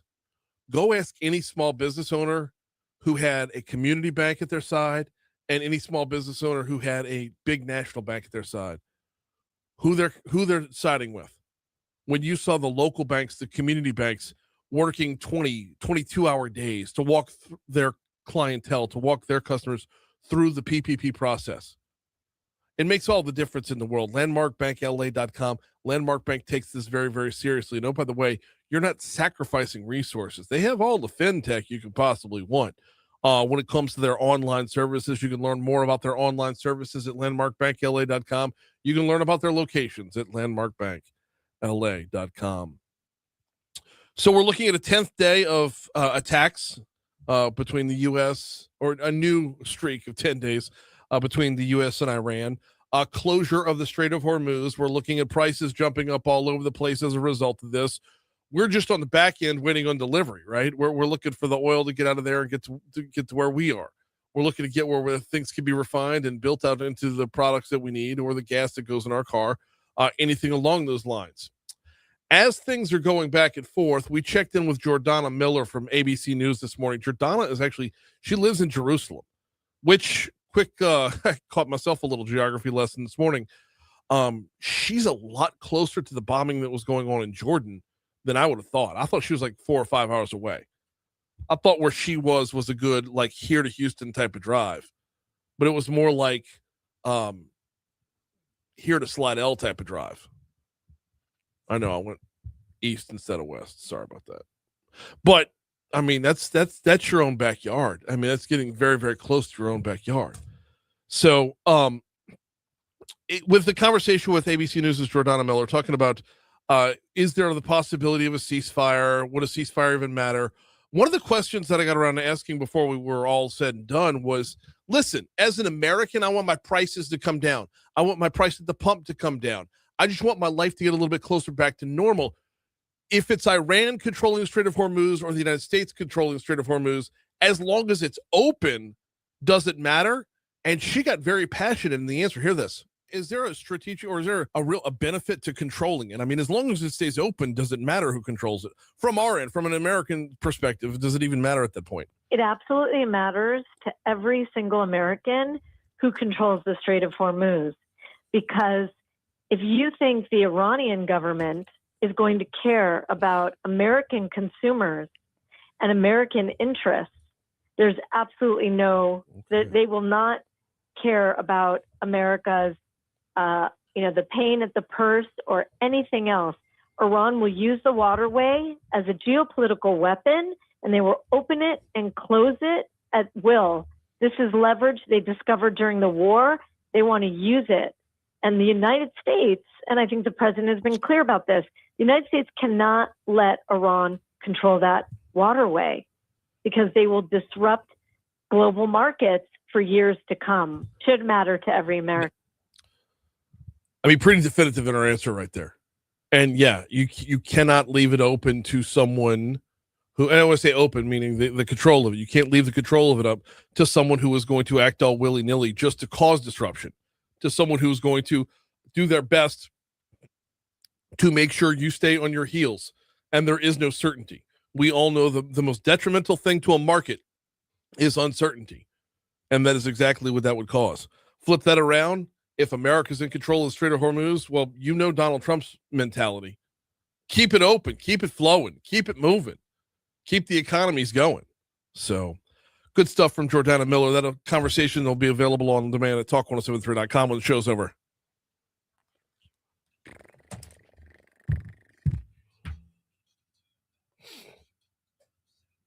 Debbie says, why don't we refine what we produce? We do. We just don't have that kind of scale.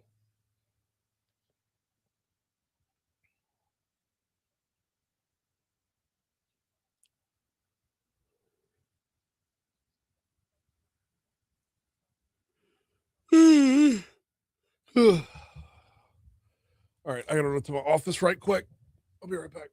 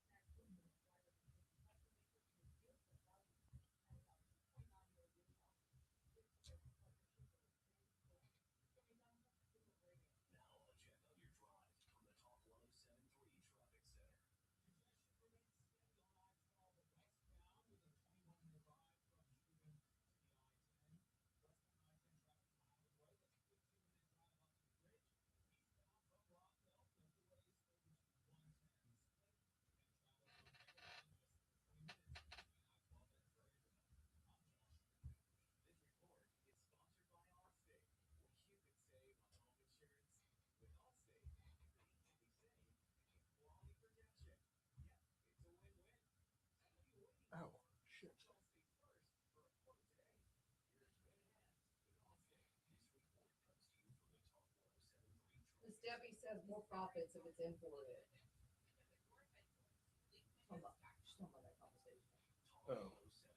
We also don't have the volume.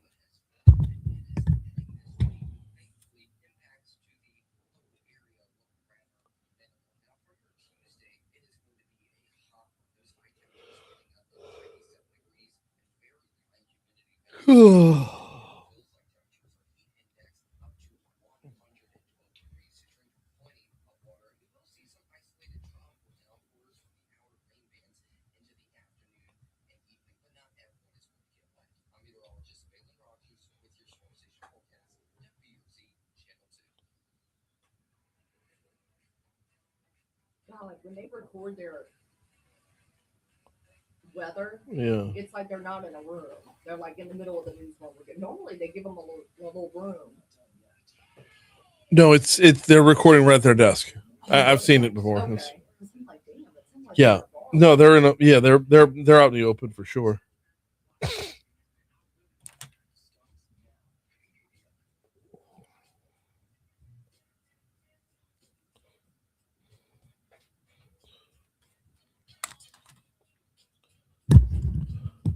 (806) Talk 107.3 FM WBRP mornings with Brian Haldane rolling right along. Hour 3 coming your way right now.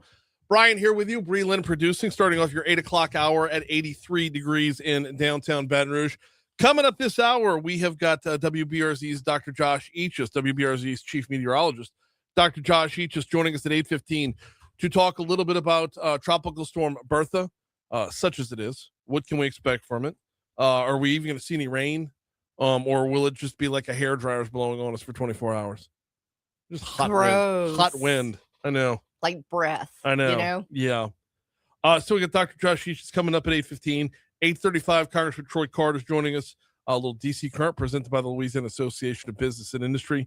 We got a couple different topics to cover with the Congressman. But right now, though, we start off your third hour with This Day in History.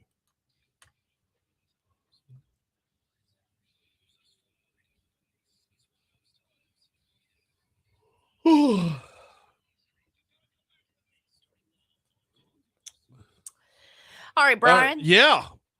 I have a few things, but mine really ramps up in 1974. What do you have before then? Before 1974? Yeah, because the world started in 74. So on this day in 1925, John Scopes was found guilty of teaching evolution. The Scopes monkey trial came down today. This day in 1960. Oh, get ready for this. You ready for this? Yeah. This day in 1960, Elvis Presley received his black belt in karate. Yes, I remember hearing about that. I said, wait, Elvis did karate? Yeah. Holy cow. And then he went to jail. During the 60s. Wait, what? I thought Elvis went to jail For what? too. I can't remember what it was, but there was a photo rolling around somewhere of him in like jail clothes. Wait. I'm not Look saying it up. Hold on. I believe Elvis Presley went to jail. Did Elvis go to jail? No, he never served jail time, but he did experience a few brief run-ins with the law, resulting in arrest. We also covered the song Jailhouse Rock. Yeah, there we go. So maybe that's what you're thinking. Right. 1964. It was on this. Oh, little JFK conspiracy theory people out there. Yep. It was on this day in 1964 that New Orleans attorney Dean Andrews Jr., as played by John Candy in the movie JFK, Dean Andrews Jr. testified to the Warren Commission that he received a call from Clay Bertrand the day after the assassination of John F. Kennedy, asking him to fly to Dallas to represent the suspected assassin, Lee Harvey Oswald. Wow. Yes. Yeah. No kidding. I did a whole thing in social studies class on the JFK assassination. Wow. That's just... All right, skipping ahead to 1974, U.S. House Judiciary approves 2 articles of impeachment against President Richard Nixon. Okay. 2007, flying way over, Harry Potter and the Deathly Hallows, the final book in the series by J.K. Rowling, is published worldwide. 11 million copies sold in 24 hours. That was 2007? Yep. Okay, so on this day in 1987, Guns N' Roses released Appetite for Destruction. Oh, wow. This day in 1989, Do the Right Thing was released. Love it. Yeah. In 2024, U.S. President Joe Biden abandons his campaign for re-election and endorses Vice President Kamala Harris. Major motion picture date in this day in 2017. Girls Trip came out. Really? Speaking of movies, so 2023, Barbenheimer, The Fever, Pete as Barbie, and Oppenheimer opened the same day, creating one of the biggest movie weekends ever. Yeah. I remember that. Mhm. Let's see. 2025 United States Olympic and Paralympics Committee announces a ban on transgender women competing in Olympic women's sports. Okay. With an executive order issued by President Donald Trump. Yeah. In 2011, I missed this one. Space Shuttle Atlantis landed, ending NASA's 30-year space shuttle program after 135 missions. Yeah, I saw that. Yep. That was back in 2011. All right, birthdays. Let's see. Notable birthdays, Robin Williams, Ernest Hemingway. Those are my two that I have. What about you? Add Cat Stevens and Louisiana's own Allie Landry to that list. No notable deaths for me. I didn't think. Oh, we're going to go back to Dr. Okay. We're going to go back to JFK in just a second. But Tony Bennett died on this day in 2023. Oh, wow. Okay. Died on this day in 1964. Dr. Mary Sherman. Not ringing a bell. Not ringing a bell because you have not read Dr. Mary's Monkey. This was a phenomenal book about a number of the side conspiracy theories around the JFK assassination. I think I need to read that. Sherman now. was found dead in her apartment on St. Charles Avenue. She had been stabbed and burned. What? Police report classified the death as a murder. According to John Mellon, author of A Farewell to Justice, Jim Garrison, JFK's assassination, the case that should have changed history. Sherman may have been involved in secret cancer-related research on behalf of U.S. intelligence. Mellon contends that Alton Ochsner, whose clinic she worked for a time, was linked to the CIA and a contributor to the Anti-Communist Information Council of the Americas. What? Oh no, this runs deep, way too deep to dive into in this segment. But if you ever have the opportunity, go get and read Dr. Mary's Monkey. Dr. Mary Sherman died on this day in 1964. Wow. Okay. Yep. Okay. Today, National Day, we have National Junk Food Day. Don't recommend it, but if you need a splurge, let's go. See, and that's because we got a storm coming and you're supposed to load up on snacks. There we go. Yep. Booze, snacks. Yep, absolutely. We're coming up on a break. WBRZ's Chief Meteorologist, Dr. Josh Eachus, is going to join us on the backside of that break. Let me remind you about the Baton Rouge Metro Airport. FlyBTR.com is the website. FlyBTR.com. There's Dr. Eachus for calling in right there. Making your travel plans for LSU football season, give the Baton Rouge Metro Airport a look. That Delta over there has built out a direct flight to Knoxville to take on Tennessee, or Lexington to take on Kentucky. Now, if you've got friends coming in from Clemson, if you got friends coming in from Alabama, if you got friends coming in from Texas, those 3 Saturdays, they've got the same flight built out coming to Baton Rouge. All of them leave on a Friday, return on a Sunday, so you get to enjoy game day to its fullest. But you'll learn more at flybtr.com.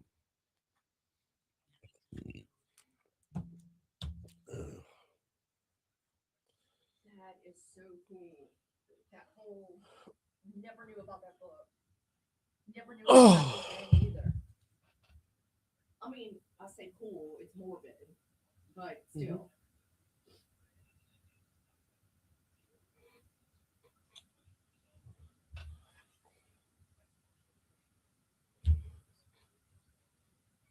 Elvis was arrested. Huh? Paul Arrigos. He was arrested? For traffic violations and minor altercations. So right. He did. Well, I mean, when I say jail, he was booked. Okay. I thought so because my mom told me that. My mom told me Elvis was arrested, and she's full of shit half the time, but.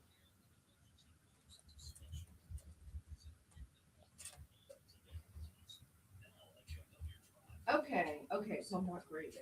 No. And then he had the infamous 1955 Louisiana Travis stop that inspired your movie. Infamous. Not infamous. Why would you forgive me? I don't know. He also had a notable arrest in Memphis. Okay.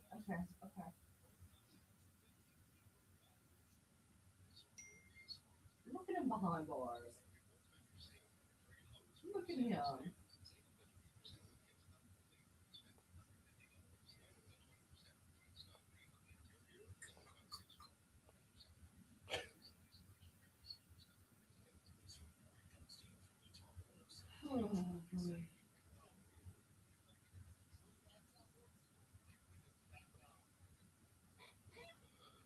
Gordy texted me just now. He said, "What's the word on the tropical storm?" I said, "Eachus is on hold. Tune in now." Tune in, Gord. Hold on. 8:15 Talk 107.3 FM WBRP mornings with Brian Haldane rolling right along. All right, so we've got one eye on Bertha at tropical storm strength, and probably not going to get past that. Although, why take my word for it? We've got WBRZ's chief meteorologist, Dr. Josh Eachus, on the line. I tell you what, before we do that, Josh, this line sounds terrible. I'm gonna go ahead and hang up, and Bree Lynn's gonna call you right back. Come get his number and call him back from line 2. It's my apologies, y'all. We've been having a little bit of a phone issue. While I have a quick second, let me remind you about One Bath and Closets. David Duvall and his team over at One Bath and Closets did a phenomenal job on the master bath in my house. Christy and I decided last year, house was built in 64, it was time for an upgrade. And boy, did we upgrade. Oh, and let me take this a step further. As I was visiting with another friend who had their bathroom done by someone who wasn't quite up to par on that front. They had their bathroom done less than a year ago, and they're already seeing the tub pulling away from the tile. They're seeing cracks around the bathroom. Just a subpar job. When you talk David Duvall, you're talking 30 years worth of experience and expertise.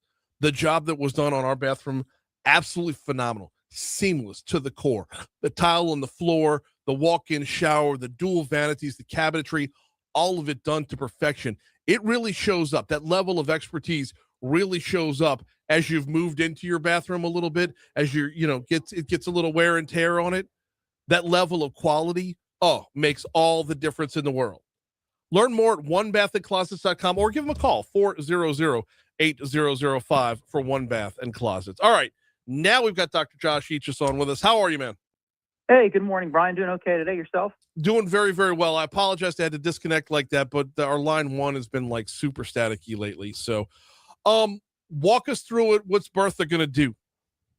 Bertha is this morning a little bit stronger than yesterday. It's taking advantage of its brief window of opportunity over some warmer water without any other major impacts to try to get organized. It has a decent looking circulation around it, presentation on radar, but it's still really lopsided with all of the rain and the heavier wind on the southern side. And that's been our expectation since it developed this weekend, and that will continue to be the case as it moves forward in time. So today it's going to start to turn a little bit more northwest or due west toward the Louisiana coast. Mm-hmm. Late today into tomorrow is when it's really going to start to get hit hard by dry air and wind shear, which we know is bad for a storm. So it will cap its weakening there, or cap its strengthening there, if not start to weaken a little bit. And then it's going to kind of hug the Louisiana coast through Wednesday and Thursday. By late Thursday, it'll be over closer to Lake Charles. By then, maybe only a depression or remnant low, and move into Texas from there.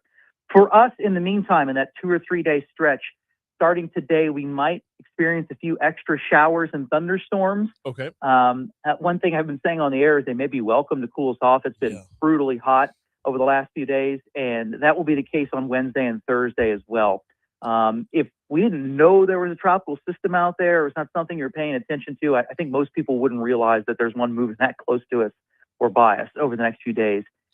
Biggest impacts we'll see from this system kind of within the metro or the capital area would be for our coastal neighbors. Those around Maurepas and Pontchartrain and the Louisiana coast may see tides running 2 or 3 feet higher than usual, especially during high tide periods. So not a major inland impact from this system. And in fact, like I said, might even call it some welcome cooling rain in the middle of some really hot temperatures the next couple of days. We're talking with WBRZ's chief meteorologist, Dr. Josh Eachus. Josh, normally the northeastern part of the storm is the most violent. This one's weird because it's moving from east to west. So you've got a northern part of the storm. Does it versus the southern? and the southern part's where it's getting its fuel from. So how's this one going to look as far as like it's not your usual pattern. It's moving. I mean, it looks like it's basically just going to move due west. Yes, it is. That can be somewhat unusual. This time of year, the steering winds are really weak. When we get later into August and September is when we start getting closer to front season. So there's more of a northern tug on systems, and you won't tend to see movements like this. But in the middle of summer, there aren't really strong steering currents, and that's why we have that due east to west movement. So that may look a little unusual to some.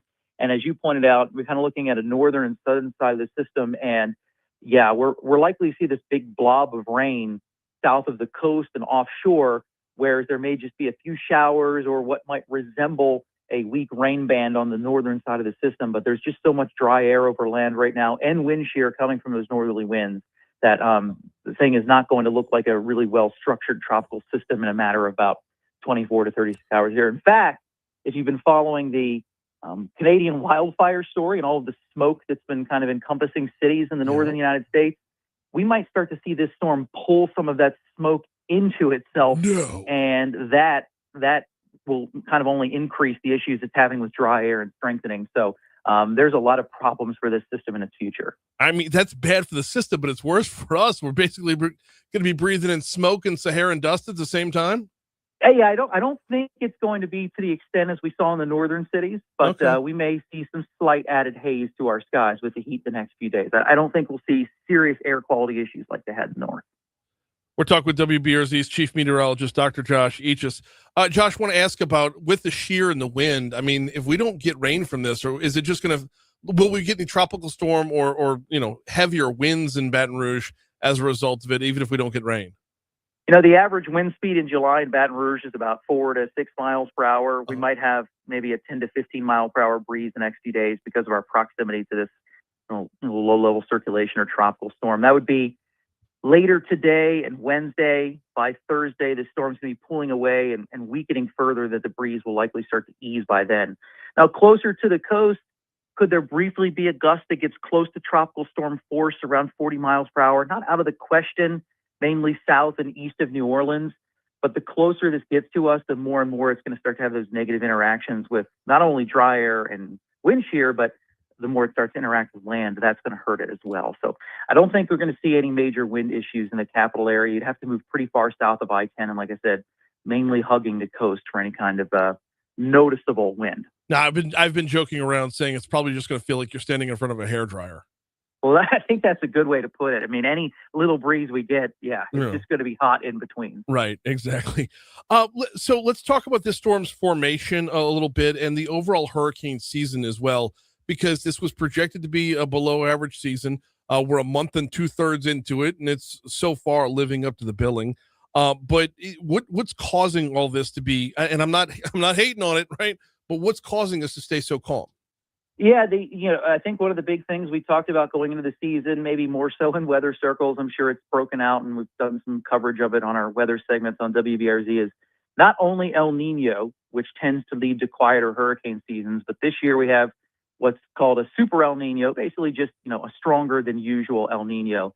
And that's going to be one of the big reasons. Typically, an El Nino is going to create more wind shear, like Bertha is going to be dealing with, over the Atlantic basin, which is negative for storms to develop. And their steering currents are just disrupted. So even if you have warm water, that's great. But if the atmosphere is not favorable, it's not favorable for tropical systems to form. So that's good news for us. And that's playing out so far. And actually, El Nino should continue to strengthen as we move into summer and toward the peak of hurricane season. So El Nino is the big reason why. If I were to maybe predict your next question, what's happened in past El Nino events?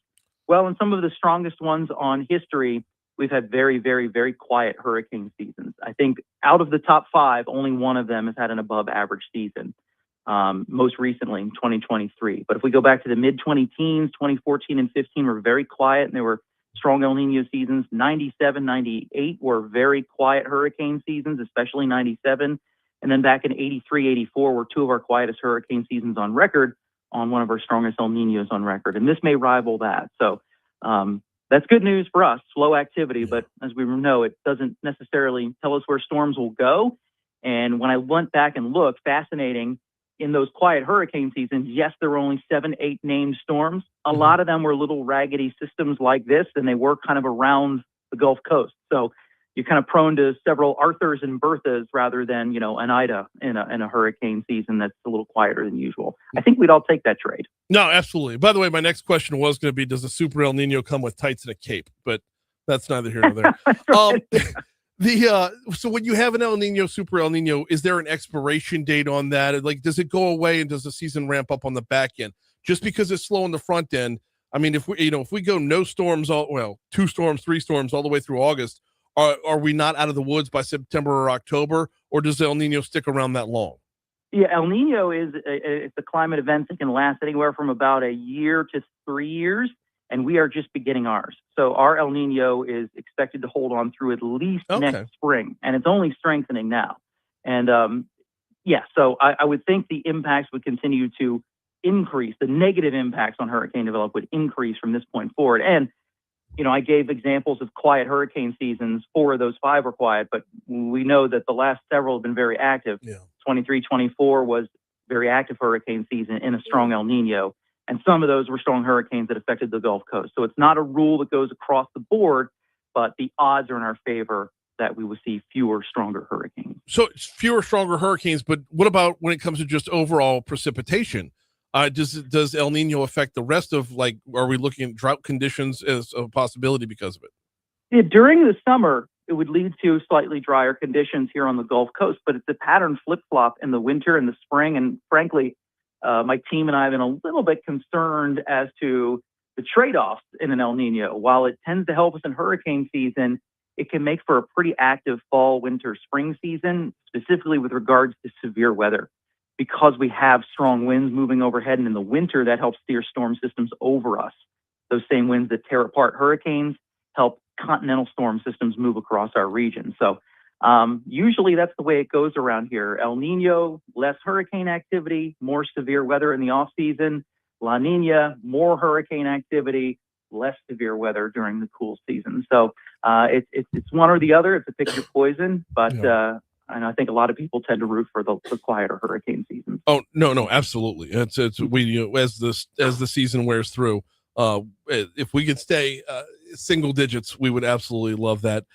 In the meanwhile, we greatly appreciate the update. We always appreciate the time. He's WBRZ's Chief Meteorologist, Dr. Josh Eachus. Thank you so much. Take care, Brian. You do the same. Try and get that visual out of your head of tights and a cape. I was about to ask you about that. It's a super El Nino. It's a super El Nino. Just not just an El Nino, a super El Notice Nino. how he let out the biggest laugh when you said that. I try to mix them up every once in a while. We got a minute or so before we hit news at the bottom of the hour. Man, I'm looking forward to Congressman Troy Carter coming up in just a little bit. DC Current, presented by the Louisiana Association of Business and Industry. We try to do this every single Tuesday. As many Tuesdays as we can, to be sure. Congressman Carter's had a busy week up on the Hill. And he's had a couple of wins on the House side. The Destruction of Hazardous Imports Act and the FDA Modernization Act 3.0. He's been active on those, speaking on those up on Capitol Hill. We're going to get his take on what they mean in real life coming up after news at the bottom of the hour. It's not the easiest thing to push legislation when you're in the minority party. So he's doing work. And we will check in with him to be sure. Before we hit news, though, do want to remind you about 180 Pros. 180pros.com is the website. 180pros.com. They sponsor us right here in the studio. We're in the 180 Pros studio. I love the partnership with 180 Pros because I love the passion that they bring to your network. They build themselves as not your IT provider, your IT partner. If you're a small business owner, you know full well that if your network is down, you're not earning, boss. You're not earning. You need to get back online. So you need to have someone who's not just technically invested, but emotionally invested to the point where 180 Pros, they guarantee you same-day response time, provided you're calling within business hours. If you call them at 4 o'clock and they're we're going to clock out an hour, no, they'll make it over to your place. They're here in Baton Rouge. They're based in Sherwood. So they can promise that kind of thing and deliver. Simplified billing is a huge deal as well. They base their success off your success. You can call them at 225-330-2200 or check them out online at 180pros.com. All right, news is coming up in just a little bit. Man, I appreciate Dr. Eachus' breakdown right there. It's good to know we'll have just a milder week, to say the least, as Tropical Storm Bertha. It'll be a coastal issue, and that's about it. Okay. By the way, the Congressman, when he hops on here, not just going to talk about his two bills for this week, but we might sort of get a bigger look at the reconciliation bill as well. But that's still to come. We are at 8:30 at Talk 107.3 FM. ABC News coming your way in 10 seconds. After ABC News, we'll check our local news, traffic, weather. We'll continue next on Talk 107.3.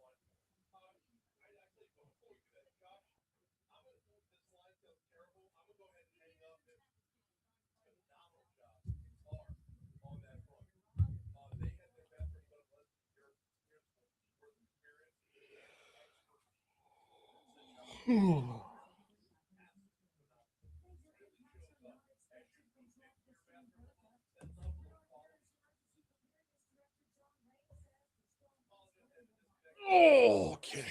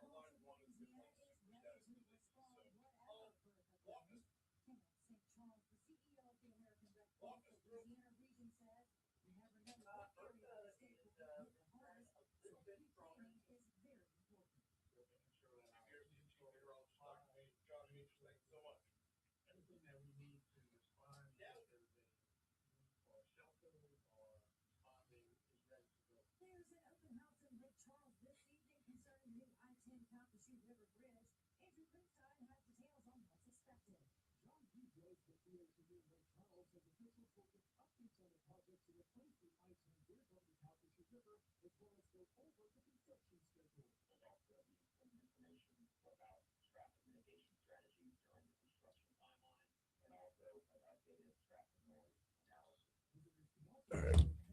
1 second.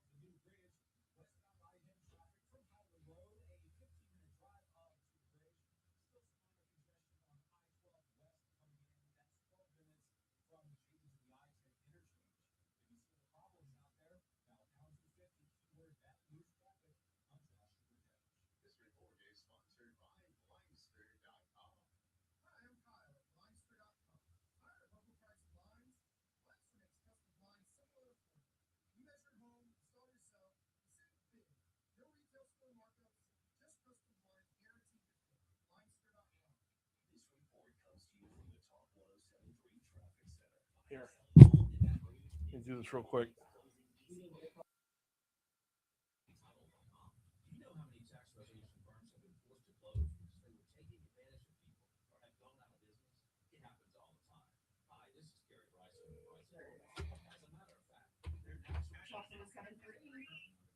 Drop me on hold.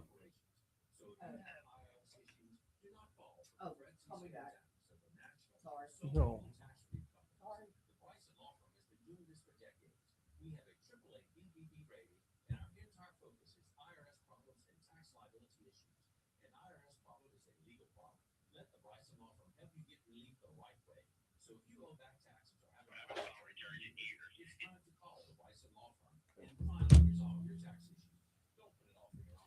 Oh, nuts. Wait, what happened? I don't know. I set my phone down and I hung up on it. Well, just in time.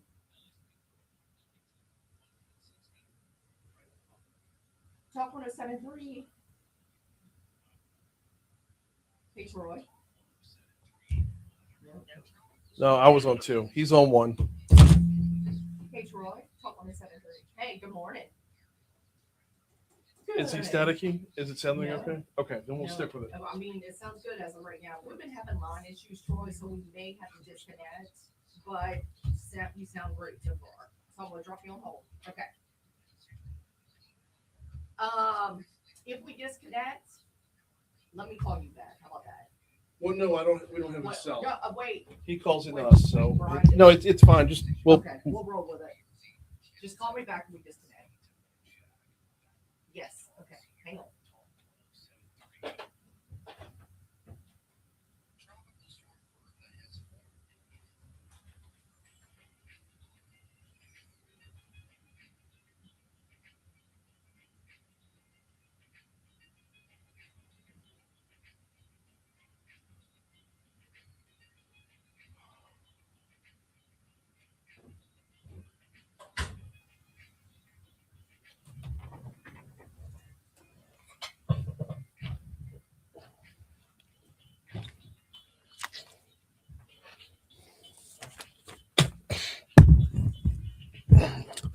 836 Talk 107.3 FM, WBRP, mornings with Brian Haldane, rolling right along.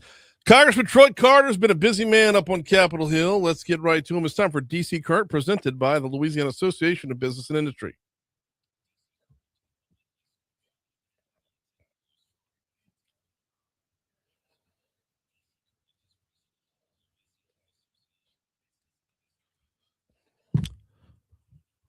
Congressman Carter, welcome back. How are you, sir?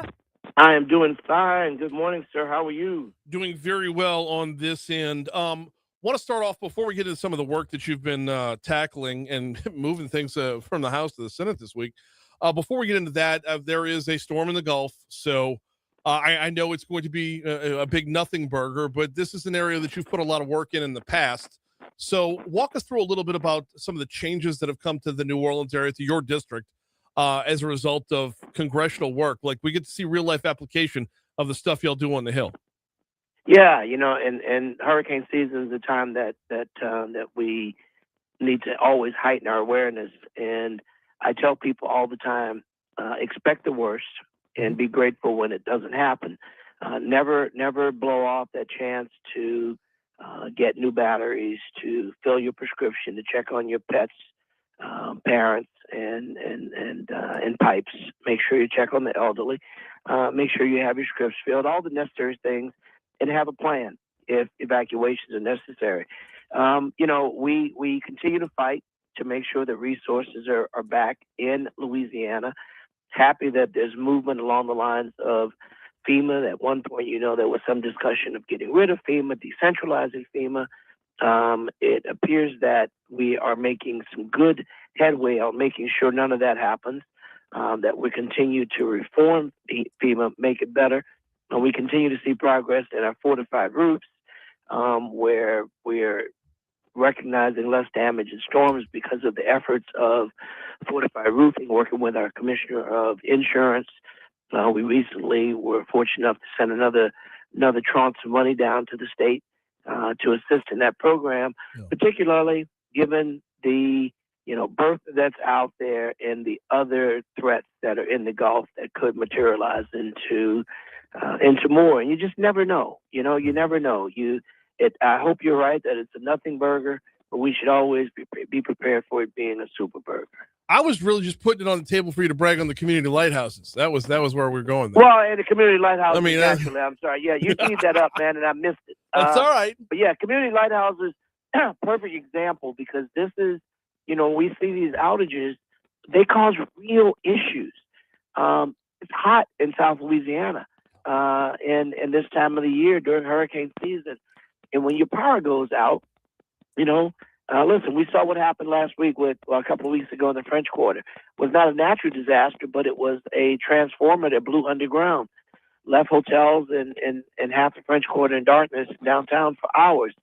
But imagine what happens in communities where people are reliant on having their insulin, medications, and the elderly, having these community lighthouses that are uber popular, that we are now funding in multiple locations, is a huge success. Thank you for giving me an opportunity to talk about that, because that's important. One, for bragging rights, but more importantly than having demonstrating that every now and then government gets it right, is to also highlight and to amplify that these services are available for the community. This is DC Current, presented by the Louisiana Association of Business and Industry. It's a weekly look at what our delegation is doing for us on Capitol Hill.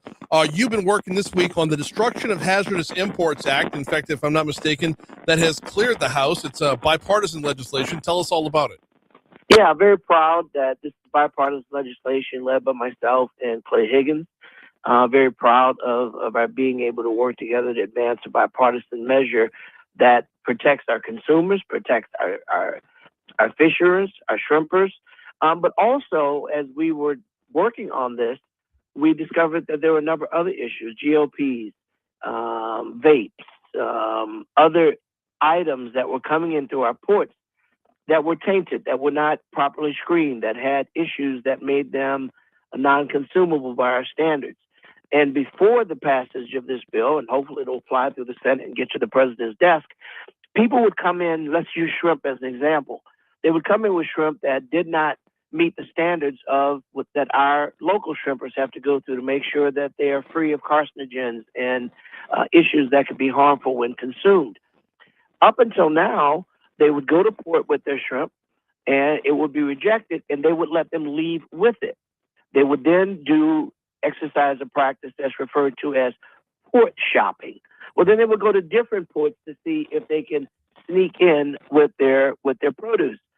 And if they were not, then they simply took it to the street, sold it for pennies on the dollar, undercutting our shrimpers, and also injecting harmful seafood into our commerce. Well, now under our legislation, FDA is now authorized to seize, destroy, and charge the person that brings items that are not fit for consumption, that are attempted to illegally move through our ports.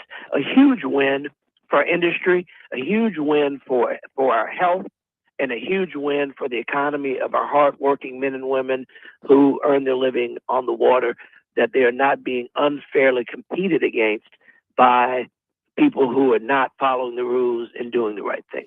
When you say charge, what does that mean? Because, I mean, they're already out their product. They can't get their product through the port with this act. What do you mean by charge them as well? They pay a fine. They pay for whatever the processing and whatever the fine was at their expense. If we have to destroy it, dispose of it, they pay for that. So FDA, the federal government, is not going to incur an additional expense to seize and dispose of this product. We will seize it, dispose of it, and charge the violator whatever fees are associated with the destruction of these hazardous materials. I mean, every decision in business is a risk versus reward decision. This increase, I mean, this throws an elbow. This increases the risk a great deal to say, why would you even consider imported shrimp when we've got it right, when we've got it in our own backyard? Well, the issue that they had is they had no risk whatsoever, because if they try to get through the port, and it's like rolling the dice, right? Maybe somebody misses something and it gets in. And then if it doesn't, you just say, oh, never mind. I pack up my shrimp. I go to the next port. And then I go to the next port with hopes that at least one of them will blink. And even if they all catch you, you take it to the street, you sell it on the sidewalk, and you sell it for pennies on the dollar. And the threat there is obviously you're undercutting our locals and everyone else. So it's a win-win all the way around. Huge. We are protecting our hardworking men and women. We're keeping our communities safe. We are demonstrating that we're not going to let anyone import junk into our systems. And when you do, we'll catch you, we'll destroy it, and we'll make you pay for it. Now, we've seen the battle on the seafood front for a while now. By broadening this out to other imports, are you grabbing the attention of other areas of the nation for them to get on board as well? Yes, absolutely. Because, with all the GLPs, that's the weight loss shots and all that stuff. But then you have the vapes that you don't know what's in those things, right? You buy them with the assumption that they've been tested. Well, they haven't in many cases. And if FDA doesn't approve it, that means it did not meet our rigorous guidelines of safety, safe to consume, safe for anyone to use, the regulation of the amounts of nicotine and or whatever additives may be in them. We're still learning because vapes are relatively new to the marketplace. We're still learning the impacts and the effects from a health standpoint of what it does to you. Yeah. So we have a battery of tests that FDA provides. But what happens if it's missed and FDA didn't check it? Then we really don't know what you are ingesting. Boy, and unfortunately, they make sometimes these things attractive to children with flavors like juicy fruit and fruity pebbles, and that sounds like something a kid wants to try. And unfortunately, we're introducing them at a much earlier age to things that may very well be addictive and harmful for them. And the way the global marketplace can get to your phone via social media. I mean, the Facebook Reels with all the ads for questionable products, the TikToks with all the ads for questionable products. I mean, that puts it right into your palm. When we're finished with this radio interview, you will probably start having pop-ups on your cell phone. Almost guaranteed. Congressman Troy Carter is our guest. I wish I could say the same. Like, should we say winning lottery numbers and have that being fed to our phone? I don't think it works that way. FDA Modernization Act 3.0. Tell me about it. 3.0 is huge because what 2.0 did was we signed allowing agencies to approve human drugs without requiring testing through modern, often more effective alternatives. But even though we did that, FDA has never come back to us to clarify where the alternatives to animal testing are permissible. So what 3.0 says is, listen, we know now that the alternatives, come back and tell us what they are so we can then expedite using alternatives while not lessening our operation to finding cures. If we don't have to use animals, there are other alternatives that are as effective, in many cases more effective. We should be employing that and not using animals for these testings that often are very harmful and cause death to the animal. Obviously, we know the importance of research, but we also now know that the alternatives that can create a win-win where we can have more effective research and less impact to animals. What are the alternatives? Is this an AI play? No, I don't know. And that's the part of what we're asking is they've identified and recognized that there are, in fact, more effective, more efficient alternatives. They have not shared that with us. 3.0 asked them to come back, report to us what they are and what are the next steps for implementation. Okay. So the status of both these are they're on the Senate side now. Do you see any real big objections along the way, or they're both bipartisan? So this looks like it should be. Nothing's ever smooth sailing, but it should have some support. Well, they have overwhelming support, but I've learned to never say never and to wait until this process concludes. But I will tell you that overwhelmingly, the support among Republicans and Democrats are there. This is again one of those cases where it's like, why didn't somebody do this already? Why wasn't this already in place? Given the overwhelming evidence that it's an issue. So I'm very confident that it will get through the Senate and to the president's desk. Like everything around here, we're racing against the clock to get it done before the end of this Congress. Because as you know, what isn't completed by the end of the Congress has to start over in the next Congress. Yep. So now it becomes a matter of scheduling, getting it to the Senate floor for final passage and to the president's desk for signature before the end of the Congress, which is in January. He is 2nd District Congressman Troy Carter. We always appreciate the time, sir. Thank you so much. God bless you, my friend. Have a fantastic week. You do the same. That was DC Current presented by LABI. Here is your money now. Holy crap, we got it on time. We got it on time.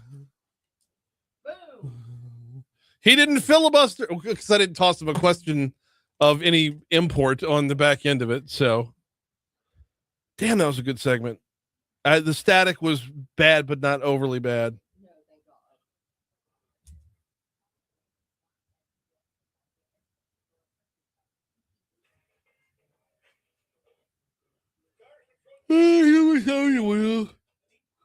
Mm-hmm.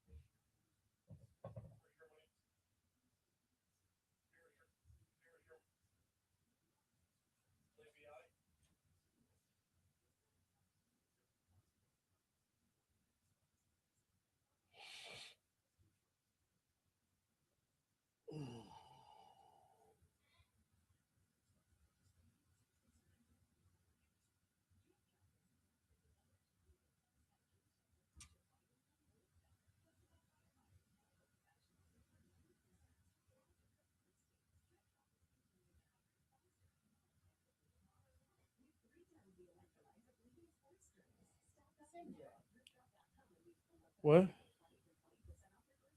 She did production at iHeart. MJ, you remember MJ? I don't. Mary Jane Coops was her name. And then when Mary Jane what? Mary Jane Coops. Coots or Coops? Coops. Copes. And when she left, she went to Benstown. So she does voiceovers for all sorts of, so no surprise I heard her.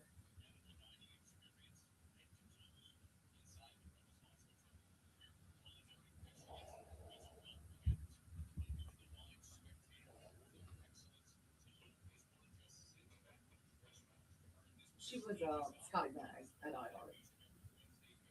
No, Scotty Mack was Scotty Mack at iHeart. You know what I'm Scotty Mack here. Yeah. No, Scotty was over there for a billion years. I know.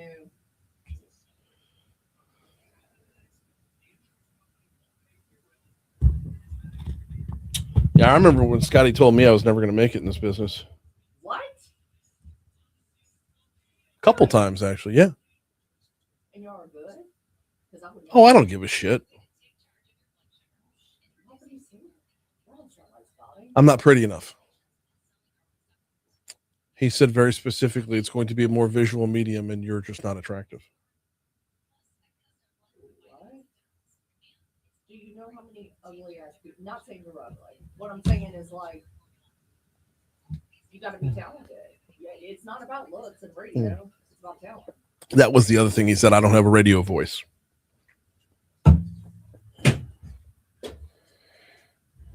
I mean, I've come a long way, but I mean, do any of us truly have a radio voice? I mean, like, just, you know, I don't know. That's mean. It's what it is. That's like when Gordy recruited me to come over here and I was leaving, I told Bob Murphy I was leaving. He's like, this is a lateral move at best. And he says, I'm worried because you're not going to make it and I'm not going to be able to hire you back. I'm like, damn. Okay. All I heard was you're not going to make it. And I love Bob. I love Bob too. Yeah. hard, really hard to work them up because between me not being able to hear, my speech impediment, having a Bayou accent, I got told that too. For Lej at KSMB. Now he's KSBC. He's Lafayette. He goes, that mumbling, that accent, he goes, that has to go. And he goes, I'm not being ugly, but my speech impediment was real bad off. And so I was like, okay, I'm going to go take speech lessons. I busted my ass.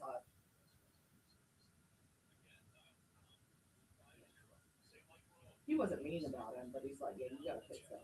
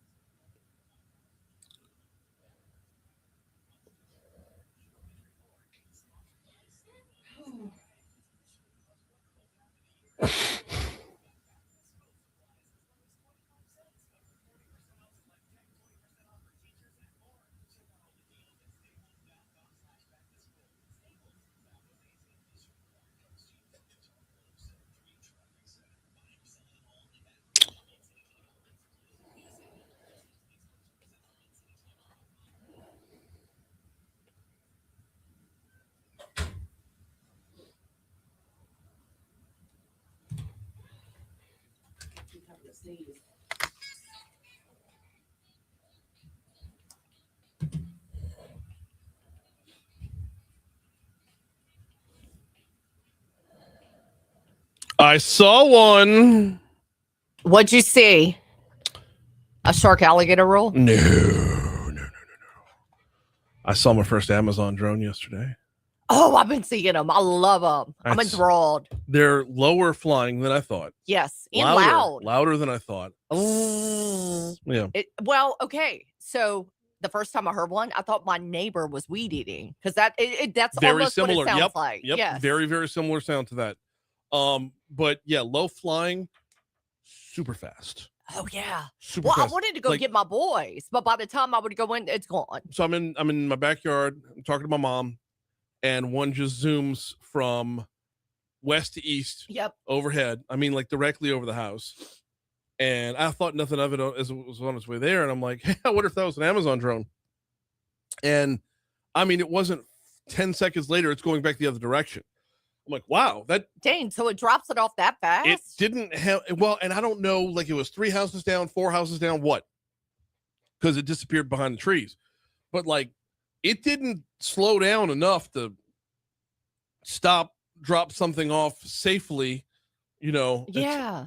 So my neighbor, I've yet to order one. I think I said this last week. I was telling my husband, I'm like, we should order, I don't know, say Band-Aids, because we know the boys are going to use Band-Aid just to utilize the drone. Mm-hmm. So I asked one of the girls in the neighborhood in Tara, what does it come to the front yard? And she said, no, it's about 6 feet above the front yard. Depending on what you got. If it's breakable, I'm assuming it'll go lower. If it's breakable, wouldn't it not be on the list? Right. And so it just drops, and then it's hauling tail back the other way. Right. So if you need to like get a 24 pack of socks or something, that's probably a good call. Right. But yeah, if you're getting a picture frame, maybe skip that one.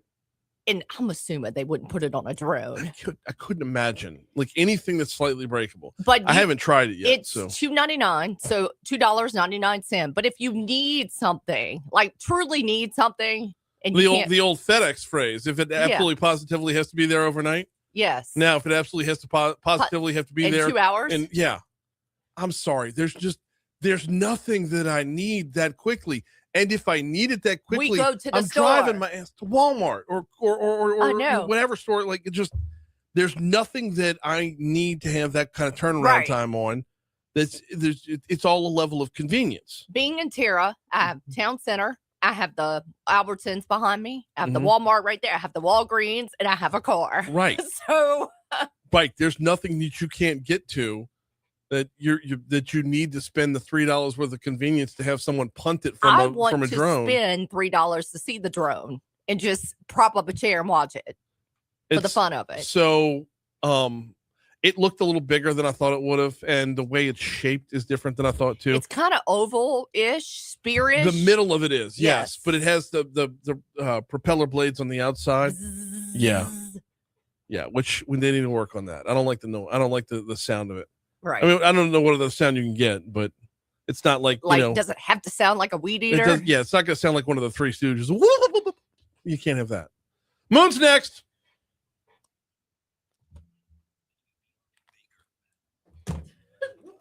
Can you imagine? No, I wanted to run the boys out, but I was like, shit, by the time I go get them, it's gone. Yeah. Oh, it's quick. It happens fast. All right, we're out of here, y'all. See you tomorrow.